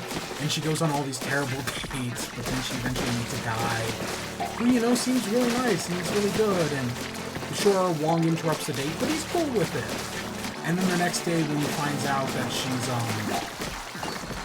not actually, permanently She-Hulk, he's kind of like, ugh, and then he just leaves. Right? It's funny. It's funny. She-Hulk is a great show. I'm thoroughly enjoying it. And yeah, the whole bit with, Donnie Blaze, he summons a bunch of demons, So that doesn't go well. They take him to court, and that also goes pretty terrible.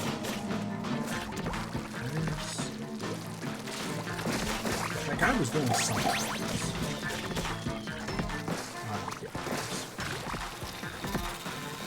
Oh, there's panic.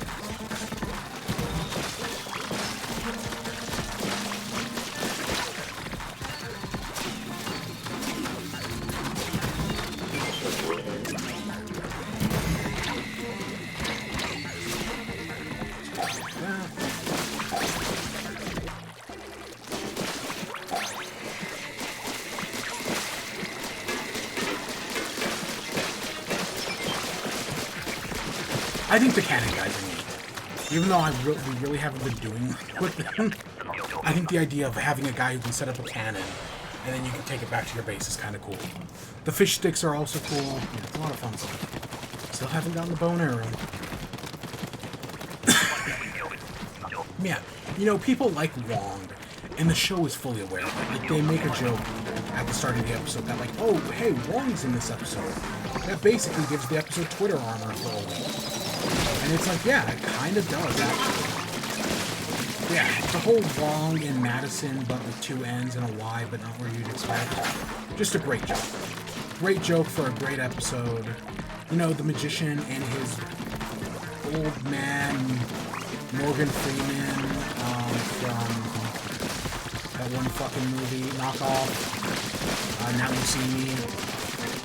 You know, they're pretty neat.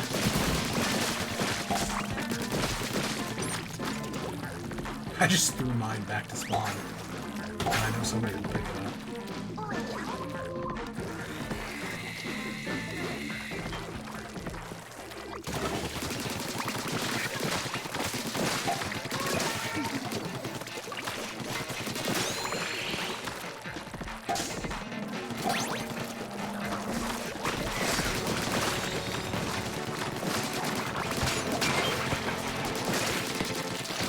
At least now the game's finally starting to spawn more than one at a time. Or at least more, there's not like a long period of waiting between them.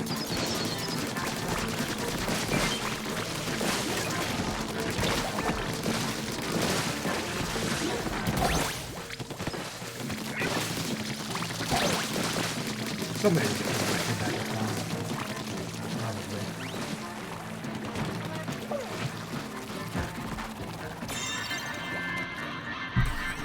So yeah, anything else about She-Hulk this week? They released a new promo that literally has both, Matt Murdock and Daredevil in it. So yeah, that's gonna be here before we know it. Like, seriously? Again, Daredevil, cool. Okay, he was at the D23 and his show is like 18 episodes. But, Daredevil, cool. Matt Murdock, though. Matt Murdock versus She-Hulk in a case. That's an idea I love. I wonder what the 1 means. If you see when next to the eggs, I have a 1. I have no idea what that means. Yeah, I'll go again. I think we've got 1 more until we're either going to find the boss this time, or after 1 more time. I do like that Salmon Run has its own boss mode. That's really cool. Or has its own like little lobby like this. And it's got the little small fry. I do not remember this being in any of the preview footage. We got our communication error. I think it should be fine. Yeah. And yeah. I'm assuming we could like go to this box to test out different weapons.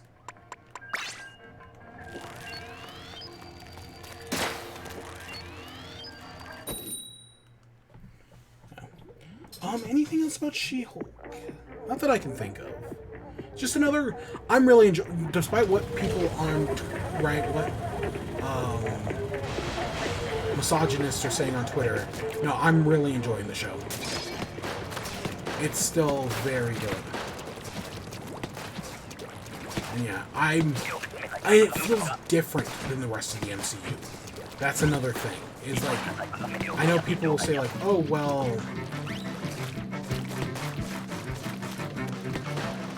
So far, they've been playing things, right? Like, so far, all the MCU shows have kind of felt the same, but no.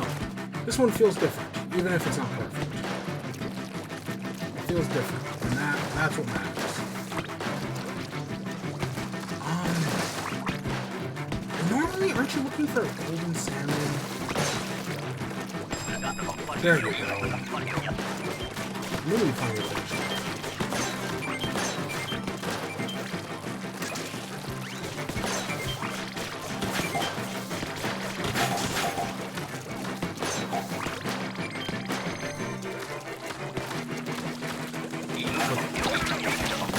Okay, I know the small fries can be annoying, so let's get them on the way. I've got to oh, he took them already. Those things work faster this time.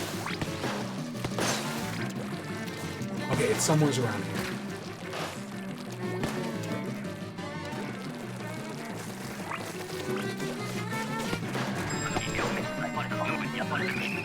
Where is it? Oh, there it is.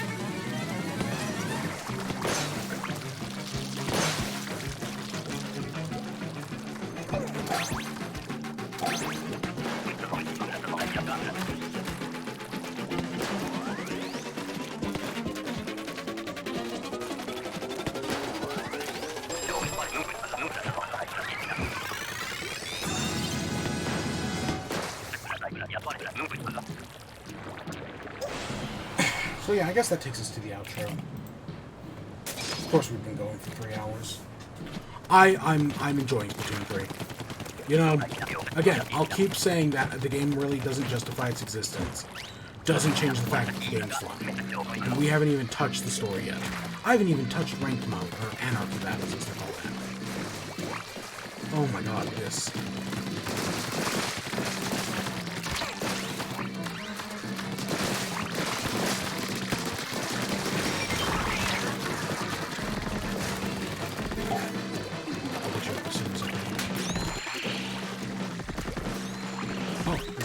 Oh, there, it's coming to me.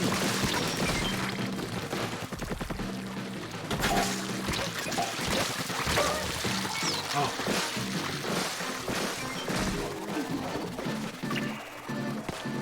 Yeah, so I've been enjoying this. Salmon run's been pretty good so far.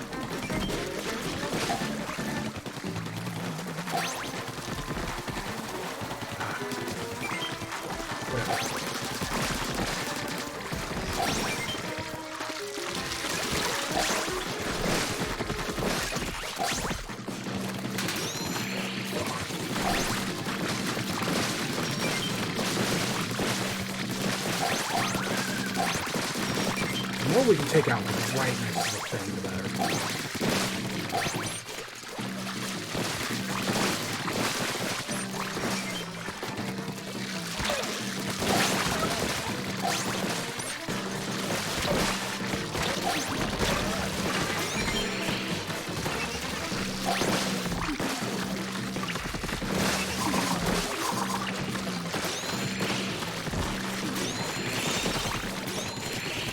Okay, that was fun.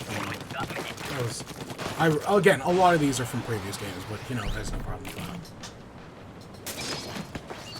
Still, I don't know why I'm not getting the bow. Not that I don't know how much help it gives. I mean, in this Splatoon will give so much help after all. Okay, this is low tide.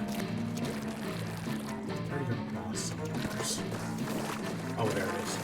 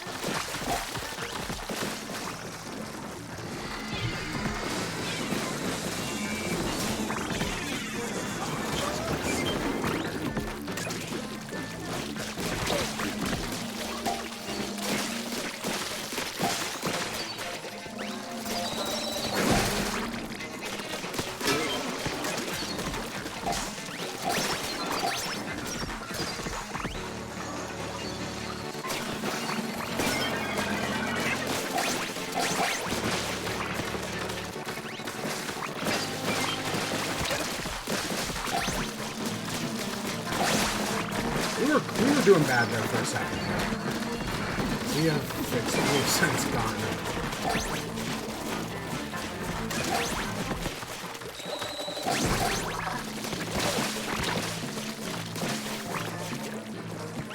Yeah, it's weird that the frying... Like, I would expect the frying pans to, like, move and get closer. They really don't.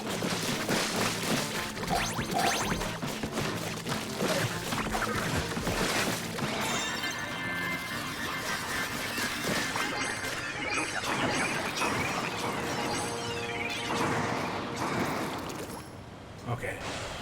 I'm gonna guess we're gonna do... Because I want to see the big one. So that's why I'm still going. That in the game too.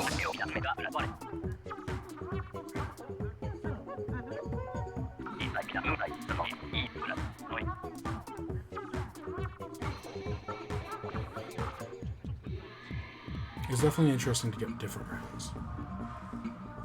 Yeah, this game is just so fun. And like, I know it's like, oh well, you're starting all over again with a new game. And yeah, I am, yeah. Oh, we get catalog points for this? It's actually really nice. Yeah, no, it's just a good game, man. Splatoon 2 was good. This game's good, but it's got a lot of quality of life improvements that are, you know, little things, but little things matter.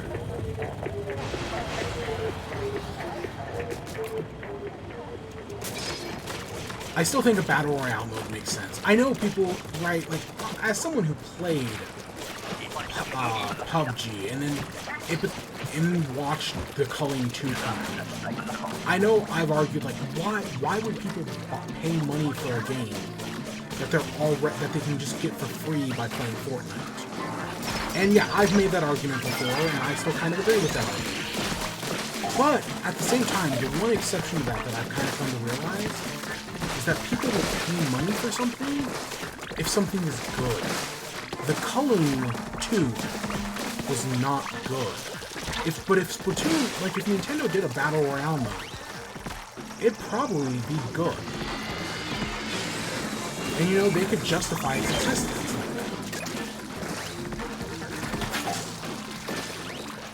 So yeah, and even if it had just been like a 30 on 30, right? Like Fall Guys only does 60. But they had called it like Giant Turf War. That would be cool. And you know, I think it makes sense on the large map. Oh crap! I screwed up. Okay, I totally screwed up the law there. That was totally me. Well, I might be...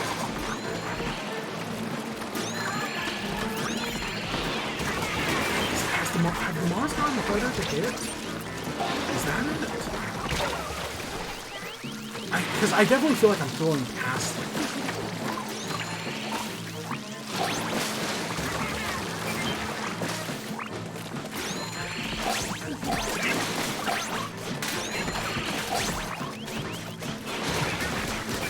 Yeah, I definitely feel like I'm throwing past the mods.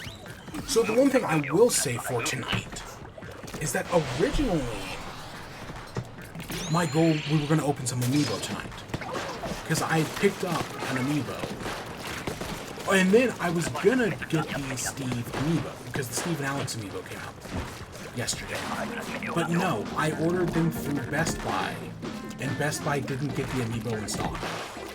I guess there was a problem through Best Buy in certain regions. Where they just didn't get the Steve and Alex amiibo on launch day. So yeah, even though I pre-ordered it like a month and a half ago now. Nope, didn't matter. So yeah, I technically, while I do have an amiibo to open, I also don't. So, the one I mainly wanted to do, I don't have. So I can't. I like how they use the mem kit designs for the,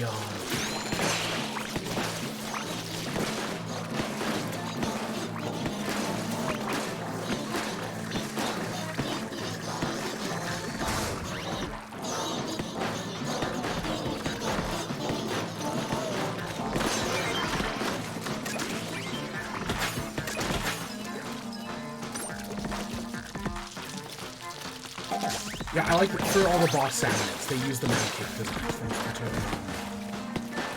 too. That was a great idea.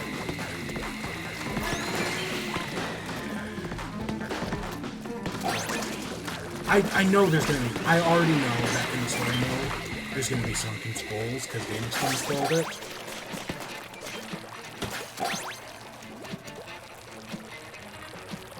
Yeah, so I'm. That actually does worry me because one of the real nice things about the Splatoon 2's Aqua expansion is that you didn't have to worry about collectibles. So I do wonder if they either made a lot of collectibles, like the Nim Cakes, or if only like every one in every 10 levels has them.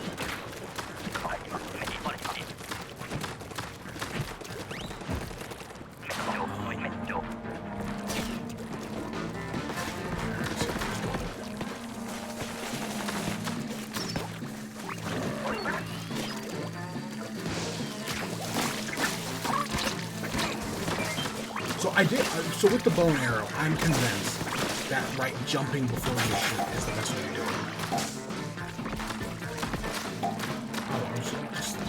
it. Honestly, with how these things work, it's easier to just throw them down because the pillars tend to spawn so close. Not always, but sometimes. But when they do, it's just easier to throw them down.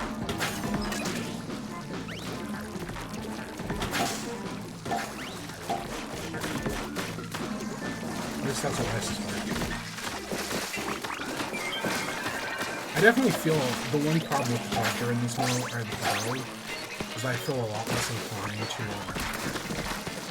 fully charge it.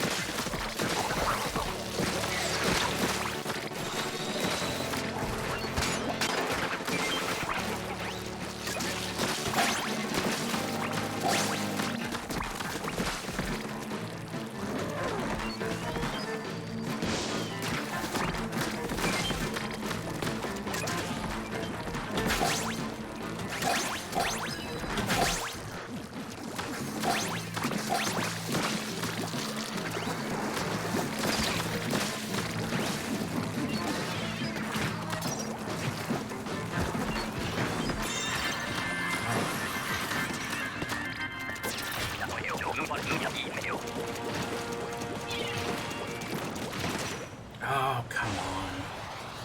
We're gonna keep going until we see the giant one. I know we've been going for 3+ hours. Yeah, so I don't have the Steve and Alex amiibos, and that sucks, because I really want to. I also wish I had a Pro controller. I was thinking, right, like, I have 2 Pro controllers. One of them has drift, and the other one doesn't, triggers buttons don't work. And I don't know why. Yeah, I have no idea what that 2 means. Like, I've had the 2 next to my eggs collected. I have no idea what that means. Yeah. Okay, it's all filled up. We'll see what this means. Yeah, so I found out, like, when it comes to, like, right, like, when you just shoot with this weapon, it doesn't actually paint that great. But if you, like, arc your shots, well, it covers less range. It paints a lot better, I guess. I wonder if we have to get into groups with, like, certain players to get this Godzilla thing.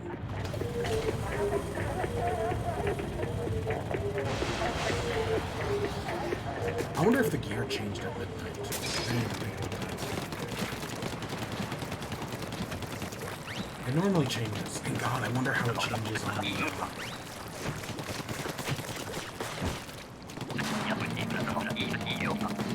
how it changes on the Platinum. Some of the best gear I had in the original game. I like this pad one. It's not hard to kill, like, at all. It's kind of neat.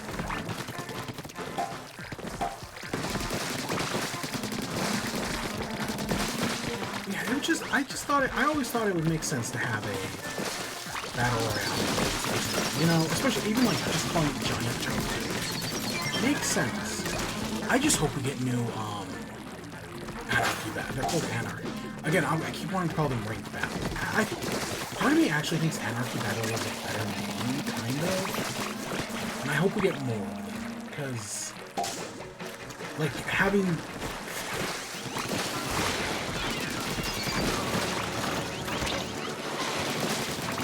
Because Splatoon 2 only added one more headband. Great planets, which people did not love.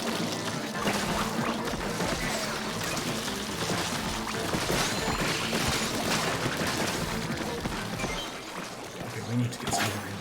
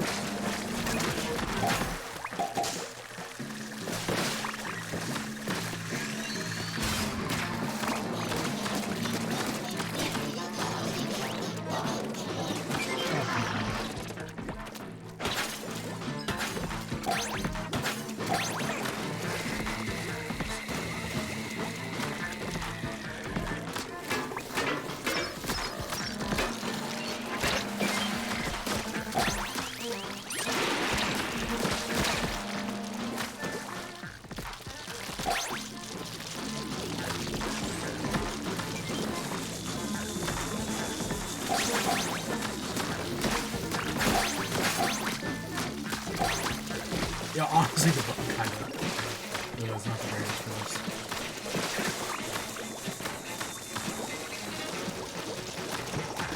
Doesn't even matter.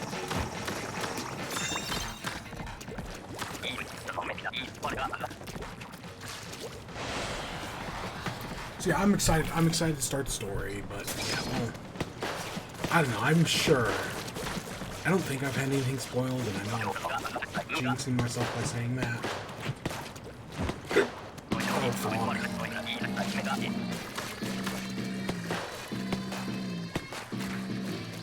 listen to that.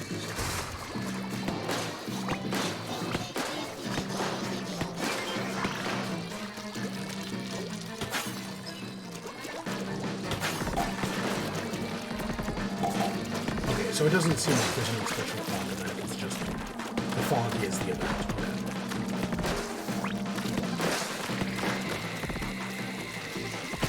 Oh, okay. Oh, it's yeah, it's the temple. Okay.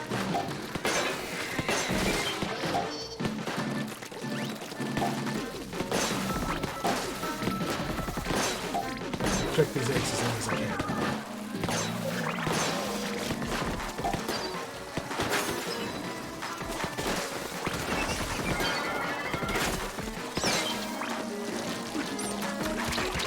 Oh, God. Oh my God. It's a lot of eggs.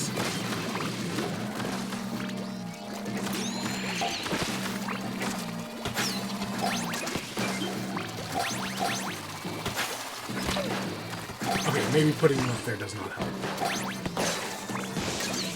Maybe I should actually kick some of these back. Yeah, that's so much better.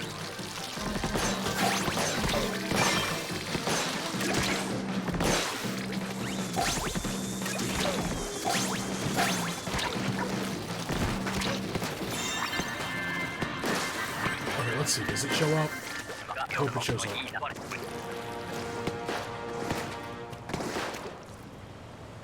No, I guess not. I guess it doesn't want to. That's a shame. So, when I went to boot up the stream, OBS updated today, and like the new OBS, it's like the dark mode is now like blue, and all the buttons are like rounded now. I don't like it. I don't like the OBS update. Okay, we got the rank of go-getter. Okay. Okay, we got like 4 hats. So I'm assuming it can show up at any point, but doesn't want to at the moment. Okay, let's see.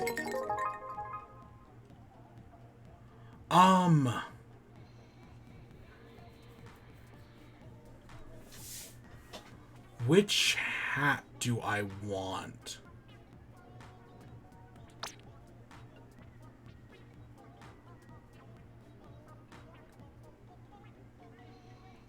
Okay, I want to keep the new gear. Or do I want to scrub that for chunks? No, let's keep the new gear. Let's scrub that for a chunk. Let's scrub that for a chunk. Oh, we can change our worksuit color. We've got decorations, which cost shells that we don't have. We've got stickers that cost shells we don't have. And we've got those that cost shells we don't have. How do I get those shells?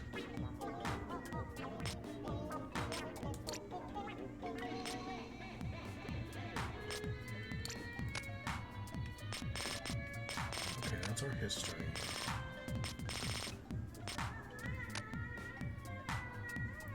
Oh, we have someone who's on the block. Okay. Oh, we can just talk to Mr. Grizz. Okay. I figured we could come down here and talk to this computer screen, and that'll... Oh, this is our battle history. Okay. Interesting. Very interesting.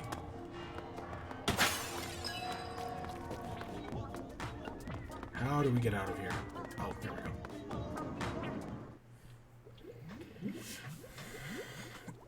So yeah, that's Splatoon 3 for today. Really good game. I'm enjoying it. I'm having... And you know, it's funny, there's still so much we haven't done yet. What's the rank? Tower control, okay. Rainmaker. What is this, man? Did these change up at midnight? I would assume they would, but I don't know. Okay, no, they didn't. I do wonder when they do. That's so interesting, that shirt.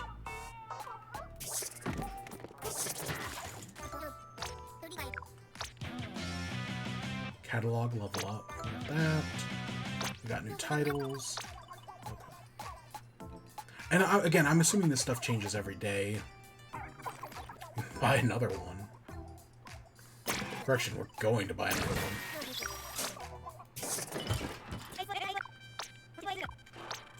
Alright, we got the NZAP, which... God, that might be good, having,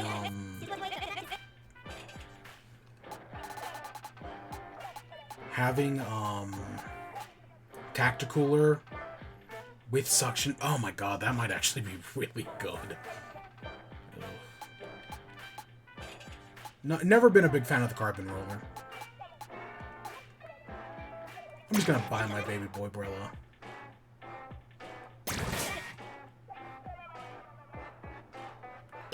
Not gonna equip it. We've got 4 Sheldon rings. Yeah, hopefully we'll get more. I'm honestly probably never going to use my golden. Honestly, just knowing me, I'm probably never going to use my golden. Oh, they moved the Clash. Clash Blaster is now level 22. I think it used to be level 30 last time. I am interested in using the ballpoint splatling. Oh, Inkjet is in the game. Okay. The ballpoint splatling is a very interesting weapon.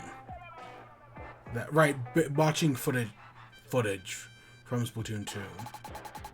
Where do I get my dynamo? There's. I wonder if they made the Flingza roller better, because it was not that great. Where do I get my dynamo? This is at 15. Dynamo is at 12. Wow.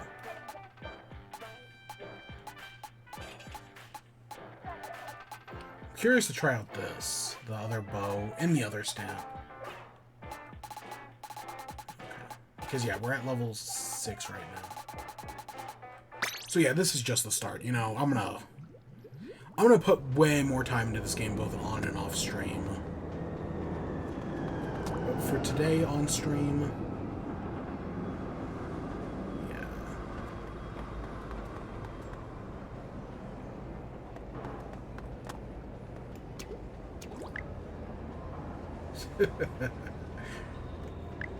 I think we saw this one earlier. I am curious to see what's up with Captain Cuttlefish, but we'll do that on a future day.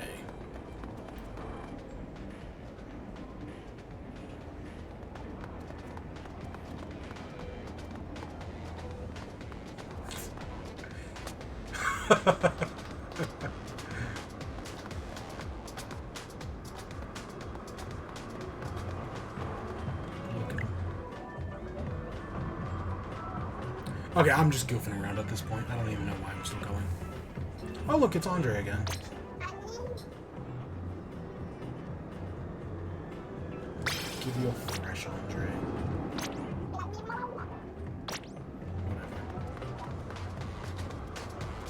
Whatevers. So yeah, we'll be back with Splatoon. We'll be doing the story mode. I don't know how long the story mode's going to take us, honestly.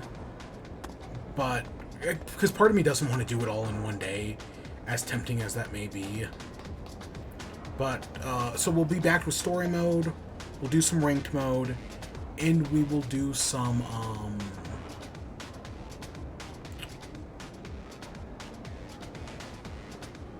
more Salmon Run and, Turf Wars, and Anarchy Battle. But that'll all happen in the future. Yeah, I'm excited to do the story mode. So, we'll get to that whenever we get to that.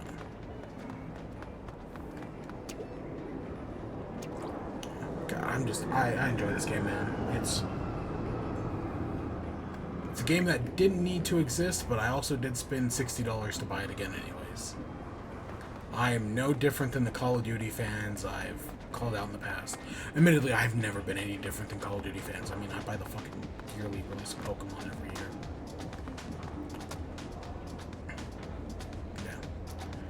With that, I hope you all enjoyed. Stay tuned for more. Until next time, peace.